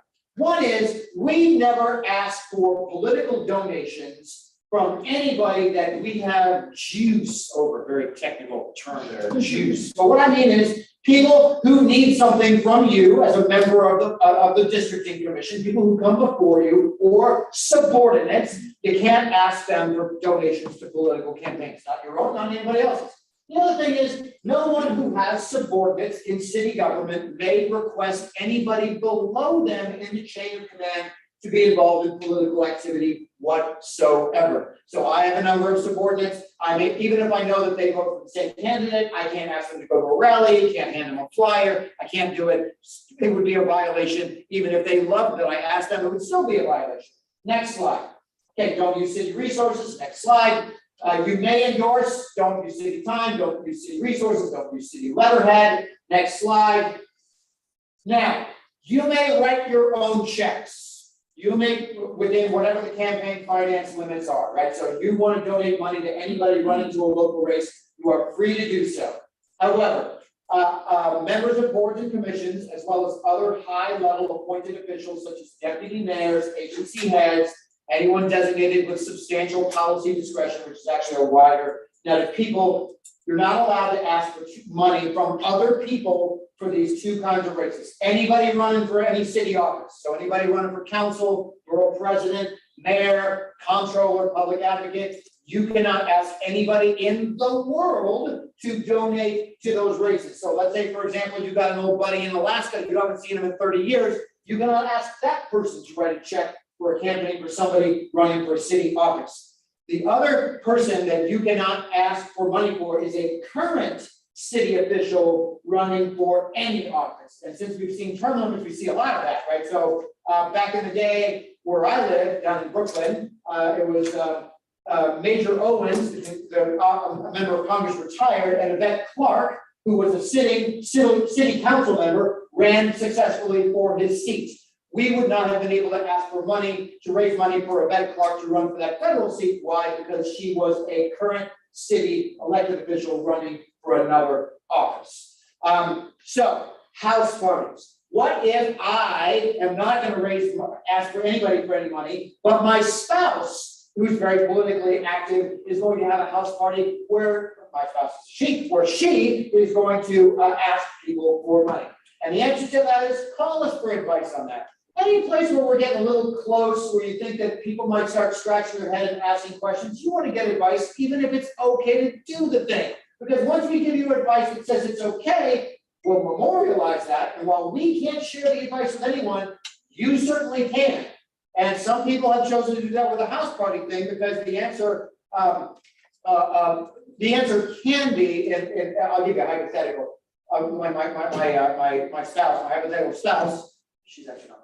Hypothetically, she's politically active, right? That's right. We won't tell them that. Yeah, please don't. We're not gonna tell you this is live. Yeah. She's too busy putting the boys to bed right now. She's not watching this. But in any case, my point is that my spouse could be politically active and she could be welcoming people and asking people for checks. It doesn't mean generally that I have to lock myself in the closet and pretend I don't live there, but it probably means at my spouse's house party that I have no official sort of a ceremonial function where requests for funds are being made because I got to abide by this restriction. And the next restriction is the second one, and it's the next slide, which is this.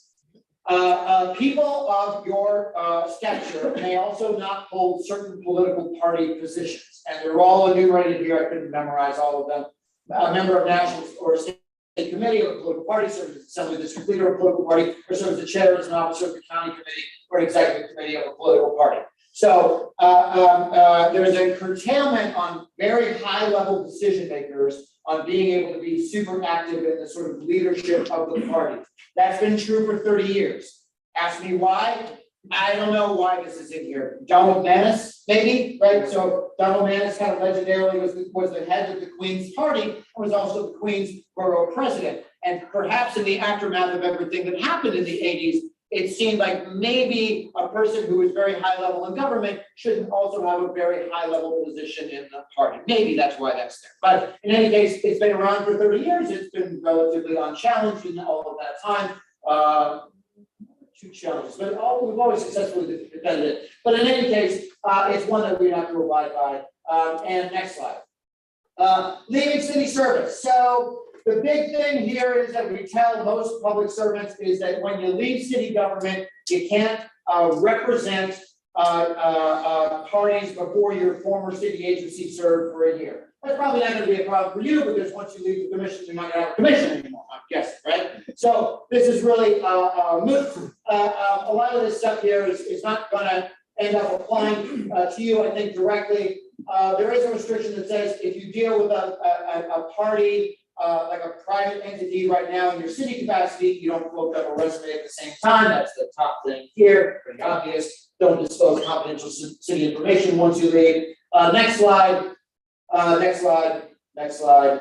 Okay, so one thing that changed, which I think I'll give you, but it's really, again, it's going to be moved because of the nature of this commission is, next slide, Remember there were two charter revision commissions, kind of a funny time, like we had one in 2018, one in 2019. And the second one, they did a little bit of adjustment on the post-employment rules for high-level people. What they said is agency heads, members of boards and commissions, highest paid public servants serving a board of commission, those people are not held to a 1-year ban, they're held to a 2-year ban if they're still in government after January 1st, which we all are. That's probably not going to be an issue here because again, the commission is going to do its work, there's going to be no more commission, so you can begin talking to it, but you can talk to nobody, so it's not going to be an issue.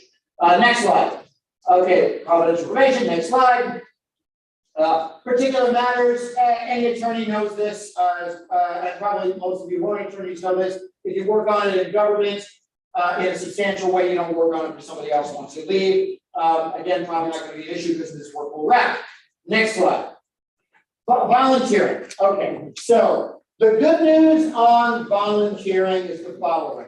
First, we will of course entertain any request that anybody has who says, look, I want to volunteer for this X not-for-profit. I just want to memorialize. I asked, and you said it's fine. We're probably going to say it's fine because there's no restriction on you serving as on the board of a not-for-profit if that not-for-profit doesn't have business dealings with this agency, which most of them don't. There can be a restriction on you taking part in the not-for-profit city-related business. Now that can be waived, but you're going to have to ask for that. Now let's just break down volunteering into informal and formal. If all you want to do is volunteering, like you're going to clean the parks, you're going to walk the dogs, you're going to make the soup, you're going to coach the basketball, you have no formal obligations at not-for-profit, go to town. If you're going to serve a formal role in the not-for-profit, like you're going to be a lawyer, you're going to sit on the board, you've got obligations to the not-for-profit, you're a grant writer, then you're still fine. If they have city business dealings, you can't partake in them. If you want to partake in them, you need a waiver, which might be entertained. If the not-for-profit deals directly with the district commission, the chair must approve that, and that is subject to the chair's discretion. There might be cases that feels like a great fit. There might be other cases that feels like an awful fit. Consult us if you want advice on that, but that's really the chair's call. And I think the last thing I got to say is next slide. None on fundraising. Next slide. Okay. Your Rolodex, your city Rolodex. This is very important for people such as yourselves who come into city government with a very storied career, and you're only going to be here for a short time. You probably have a very robust city or private Rolodex. And I'm guessing that some of you are involved in fundraising in different capacities. That's fine. That's fine. There's been a couple times when high-level people have gotten tripped up in the following way. What happens is I'm responsible for a lot. Let's say, for example, I know a lot of tech people because I was involved in the tech industry for a long time. I now come into city government with my immense private Rolodex. But because it's New York City and I'm running tech for them, I have an immense city Rolodex. And the tech industry, it turns out that some of my old friends, they're on my private Rolodex, they're also on my city Rolodex. Now the thing is, my alumni association has now reached out to me and they want me to send fundraising letters to people I know to donate their money to my alma mater. The accident that I've seen sometimes, which have been warning letters, these are not super scandalous cases, but I don't want anybody to get tripped up by this, is that I write all the letters. Of course, I didn't use my city Rolodex, I used my private Rolodex. But a couple of people on the private Rolodex were people on my city Rolodex because I was the head technology person for the agency or the whatever. This is probably not going to come up for you. It's a much more narrow things of a number of people probably to excise from your Rolodex. But if there's ever a person who comes before this commission on some sort of, that has some matters before this commission, you shouldn't be sending them a private fundraising letter for whatever thing you're fundraising for in your private capacity. Next slide. Yeah, there you go. Boom. Okay, how do you get a hold of us? Well, next slide. Here's how you get a hold of us. If you're nostalgic for the postal system, that middle option right there, that's where you write us a letter. If you prefer things telephonic, you give us a call. That's probably the easiest way to get a hold of us, 9 to 5, Monday through Friday. There's an attorney in the day. We'll talk to you right then and there, or we'll call you back that day. If you prefer to live what has been of late a nightmare of the 21st century, then you can use the internet and you can go on our homepage. And there's a get legal advice button right there. And I will talk to you that way whatever, and think about it this way, I think, is that there's no silly questions, right? So if you want peace of mind, you're not sure, the deck will be available to you. If it provokes any questions, or if you have other questions beyond that, we will entertain all of them politely and quickly and of course for free. And with that, I will finish my remarks today. Thank you. Oh my gosh. COIB getting a round of applause. Oh my God. Next, OMB will get a round of applause. So we're running a little long, and I want to make sure that we're as close to schedule as possible. So any questions, sir? Yes, Mike. Quick question, since we have business before the city council, how does that work? Since you mean as the district, so the conflict of interest law is really about thinking about personal conflicts between a public servant's public duties and private interests. So one, in order to sort of to get to a place where you'd be like, oh, I really need legal advice on that, I think what we need to ask is, what is my personal relationship with the person coming before the agency? So if that legislator is a person with whom I owe money to, or is a client of mine, as a lawyer or whatever, then we've got an interesting question to ask.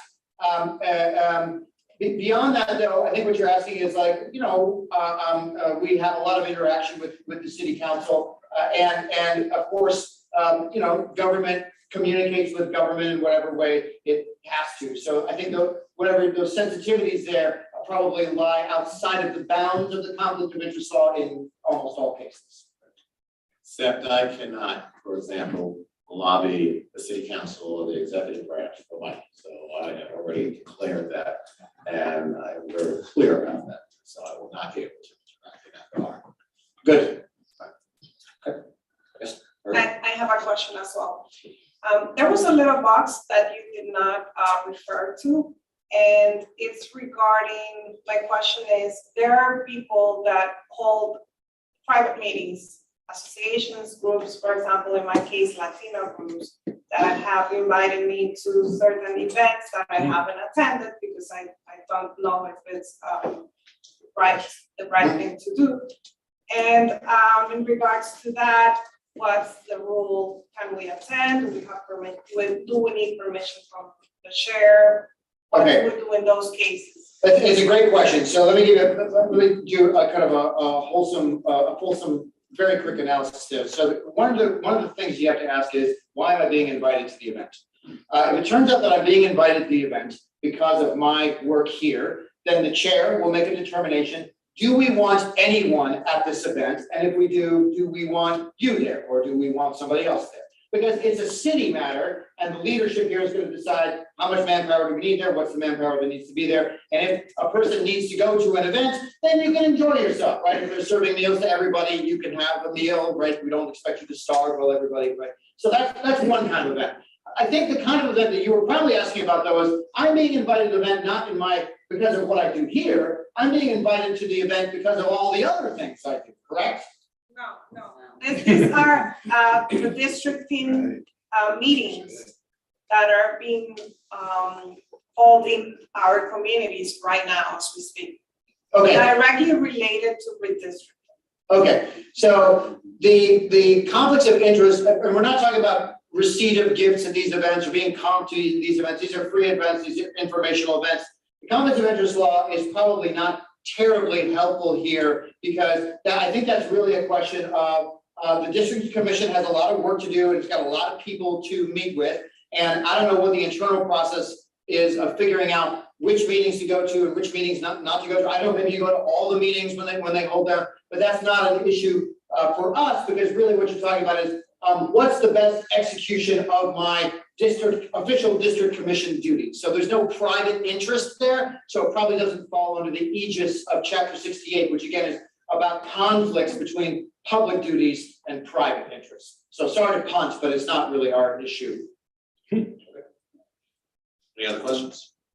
In all seriousness, thank you for a comprehensive presentation. Thank you very much. Very detailed.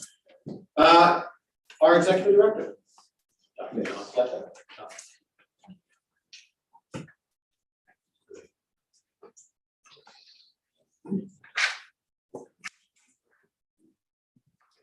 Thank you for your commissioners, for your stamina. So this will be brief but very important. The last item in your, you received in your board materials was entitled Proposed Schedule. And we've already begun receiving some feedback. It's very important to we as staff to get feedback from you very shortly, because we laid out a schedule for the next more than a year, 12 months worth of meetings, public hearings, and these are embedded right into that presentation given by core council, where the city charter indicates there were certain benchmarks where we're required to have public meetings, reach out to the public, get feedback from the council, et cetera. And your staff that is building out, and I want to introduce them very quickly right now. I'm going to call their names out to everyone, because we have parts role in putting this schedule together. There's a lot of logistics in a very short window that staff has to put all of this together, and we need your participation. A meeting isn't a meeting if we don't have a quorum, and your quorum has to match up, that schedule has to match up with your personal schedule and commitment. So Joe Maligno, Deputy Executive Director, he'll be driving this process, so you probably might see a few more emails than with the rest of us trying to lock down all of this logistics. Ali Russelin Dad, Chief of Staff. You can stand up. Yes, Julia Friedberg, our digital manager. She's hiding in the booth there, making all this technology. But Latoya Benjamin, Deputy Chief of Staff. Jeff White, Special Counsel. Michael DeSillis, Assistant Counsel. And Javara, Community Liaison. And we're still rounding out our staff. We'll have a few more announcements next week. We'll be onboarding a much more important key staffers coming on board. We have to execute contracts, pay invoices, lock down these venues, et cetera. We have to do a lot of work on that. So we would ask that by, say, close of business Monday, if you have any specific problems with any dates being proposed there, Joe will already be giving you an email, but please get back to him shortly, so that we got to start making some adjustments to this calendar.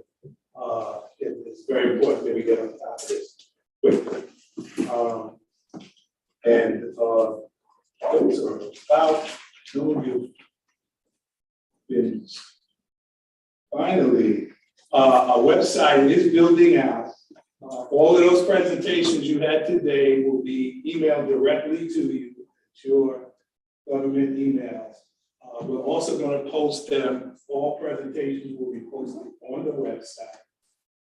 We'll be open for business. Any correspondence, Commissioner, we have received invitations or acknowledgements, requests coming to the commission. They would like the commission to be informed about an event or redistricting town hall or something.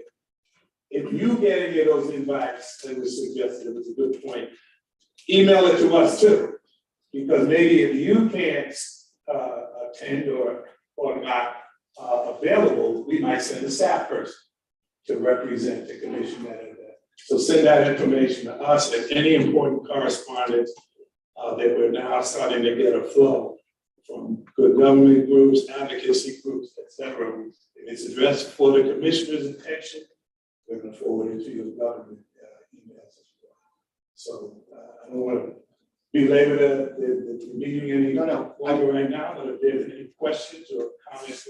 So if I can lead off, I mean, I know I've heard from several people around the compressed timeline. I mean, because we are in a very tight timeline, and yet at the same time, we're a very new startup organization in essence.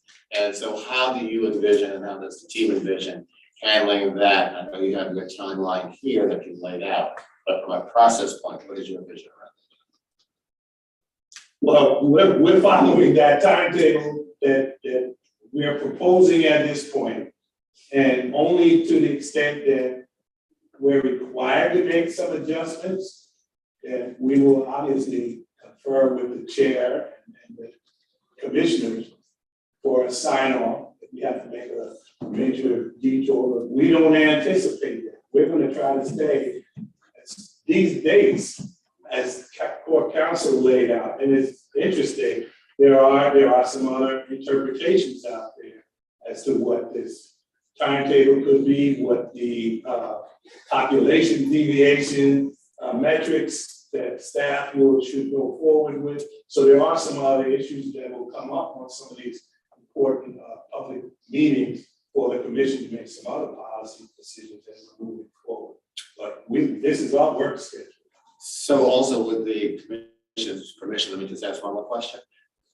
For people like me, who basically operate through their cell phone and making sure we have the communication going back and forth, but at the same time, based on the authentication process and everything else with the city site, it's based on desktop or laptop, and carrying your desktop around is not possible.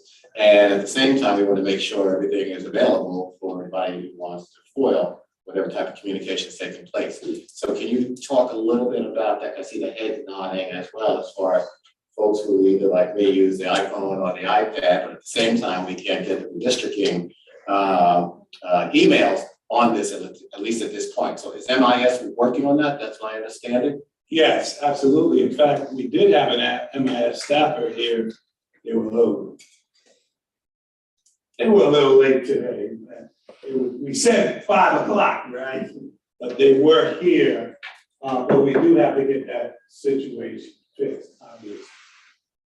And so what do you recommend? Do you recommend that we then contact you to set up an appointment with MIS? So yes, through our chief of staff, Ali, he's working that process with MIS. Ali is working on that? And IT, yes.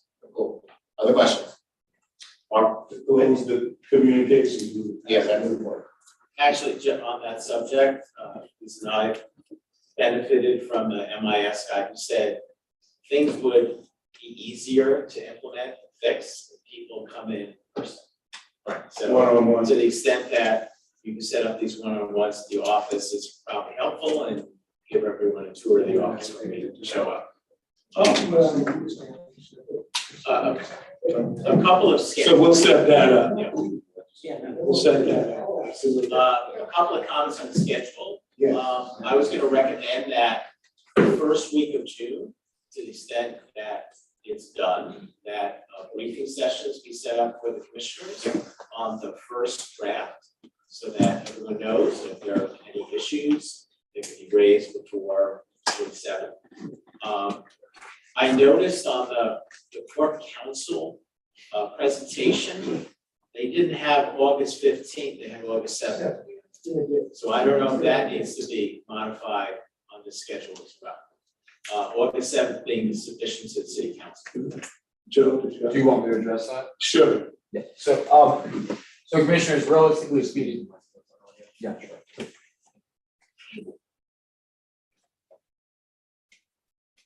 So the audio picks me up for everything. So realistically speaking, we have to give the city council an exact month from the last hearing to when we submit the proposed plan or map to them. So our last hearing is scheduled for July 14th.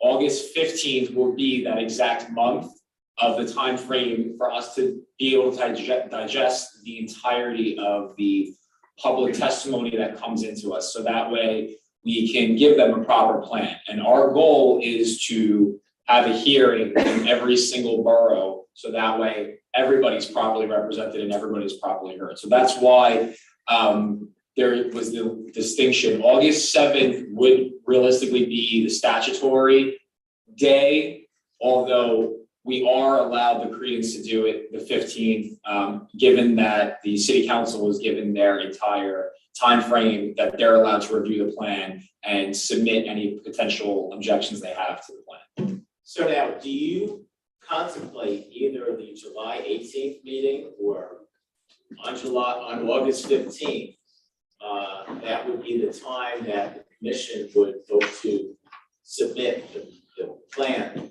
this first plan to the city council. No, so, okay, so the July 15th, July 18th, depending on the circumstances of everybody else's availability, that would be more or less a meeting for us to have, for you to give us feedback on what your takeaway from the testimony from everybody from the hearing was, and to give us any specific directives or guidance that you have for the tweaks and direction of what you want the plan to be for what we ultimately submit to the city council. Do you contemplate another meeting between July 18th and August 15th for the commission to approve the plan that's? There is room for that. There's absolutely room for that, and we can put, 2 meetings. we can put it in. Work meetings, working meetings of the commission. I think it's the point, I would say the point of why it's not necessarily in the schedule is because we don't know at what point we'll have the plan ready to present to you.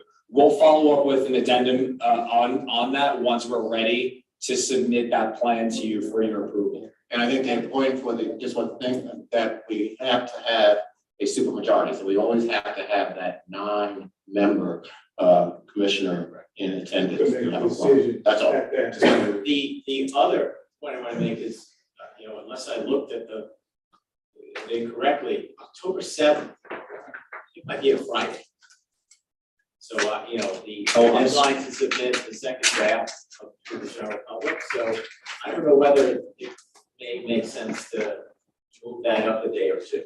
Well, so again, the October 7th date, that's statutorily the date, but we could absolutely, we don't have to have it October 7th. We could have it a couple of days ahead, just for the purposes of having some type of proposed idea of what we're looking at. That's why it says October 7th on the calendar right now.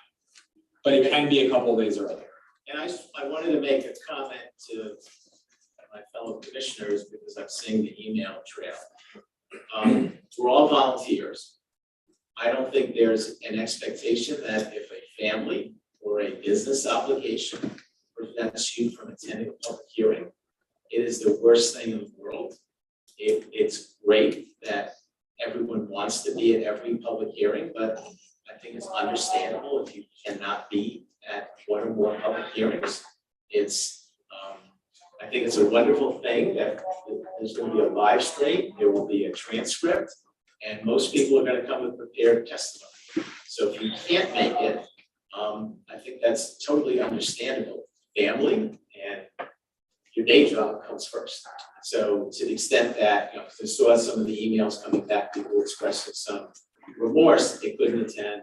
There may be one or more hearings that I can't attend because of previous obligations. So I just wanted everyone to understand that if you can't make every hearing, that's, I think that's totally understandable.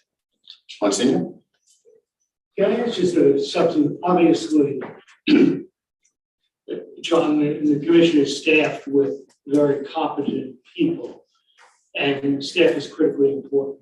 How do we do that balance between us being presented something which is basically a fait accompli and having real dialogue with the staff before it's baked in order to do that? And a subsection of that, if I just go down this list and assuming the 5% for a moment variation, there are 19 districts that need work because they're either above.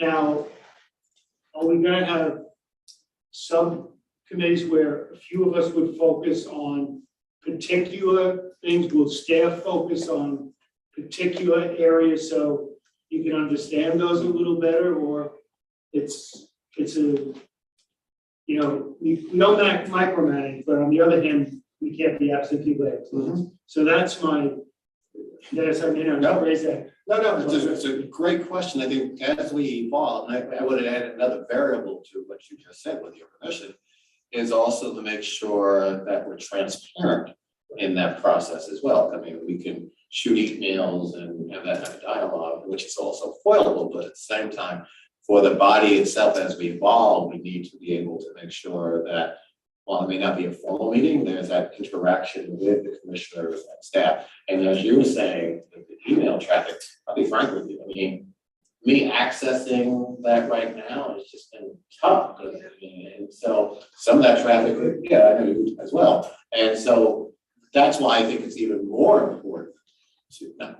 It's equally as important to have the MIS component in place as quickly as possible, because then that'll increase, I think, both the visibility on all of our parts, but also the ability to communicate as far as those issues, getting to Monsignor's point and others, as far as not being the rubber stamps, but also having that involvement in that process. And I think that's something that John and the team really need to think through, and we as commissioners need to think through, because we are giving of our volunteer time, but at the same time, we're not just giving our volunteer time just to sit here. So it's that balancing act that I think is extremely important. I know you served on 3, you told me 2, this is your 3rd. And so, and you as well, and I know the judge, I mean, so. Our model has been used with other commissions that you mentioned. So can I suggest, go ahead, John. Working groups, that's a conversation that commissioners will take it under advisement and staff, maybe we'll come up with a draft working, an operational kind of communication too. Yeah, I was going to suggest the same thing, that if you can come back to us with an operational plan based on, the feedback of not just at this point, but the points earlier raised about the information going out sooner, so that way there can be dialogue before it gets to the formal meeting. And I think that just informs us better. And I'm fine with that. I mean, we're all fine with it. I think that's the way for us to proceed and also give confidence, especially going back to the point around the individual informal discussions that people will have with us, as well as the formal discussions with communities, because they're looking to us in our respective communities for input and dialogue. So all that goes to, I think, operationalizing a plan, and then having us buy into it. Essentially dividing. I have a suggestion.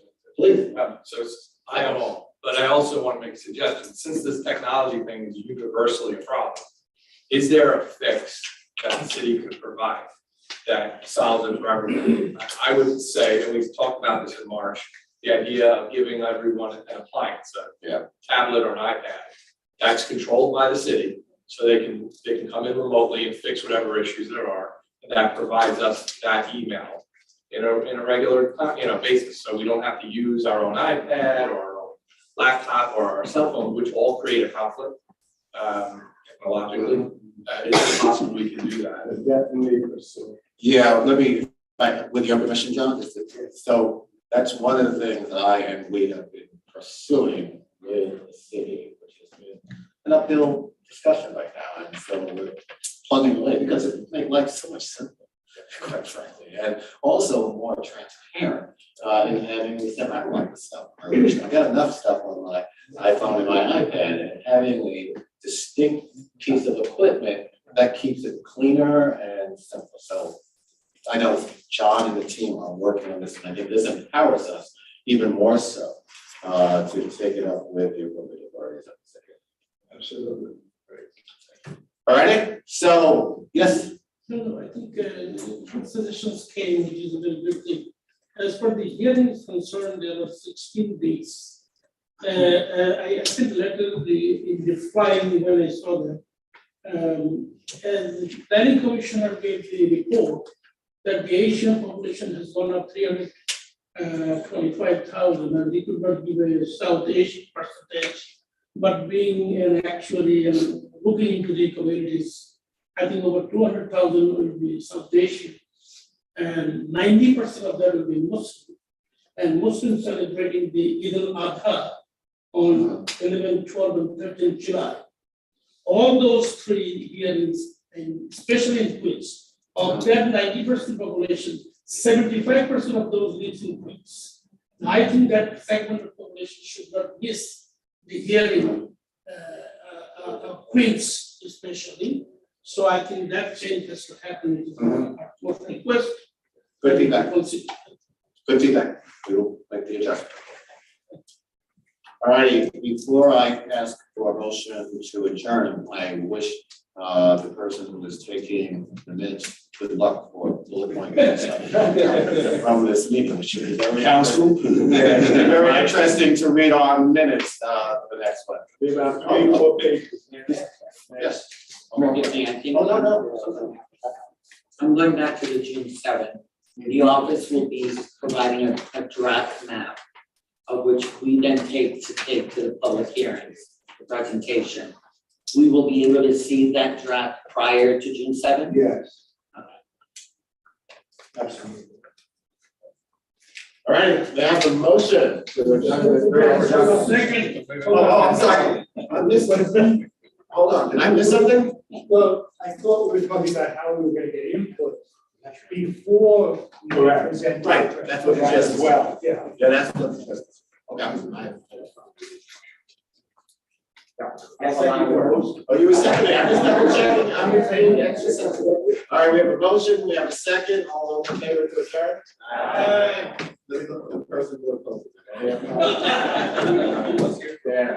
Thank you very much. Thanks for meeting. Thank you. And thank you, and I must say, just to have this reflected, the team that we have in a very short period of time have done an outstanding job in really getting us up to this particular point. And I want to thank all of you. All right.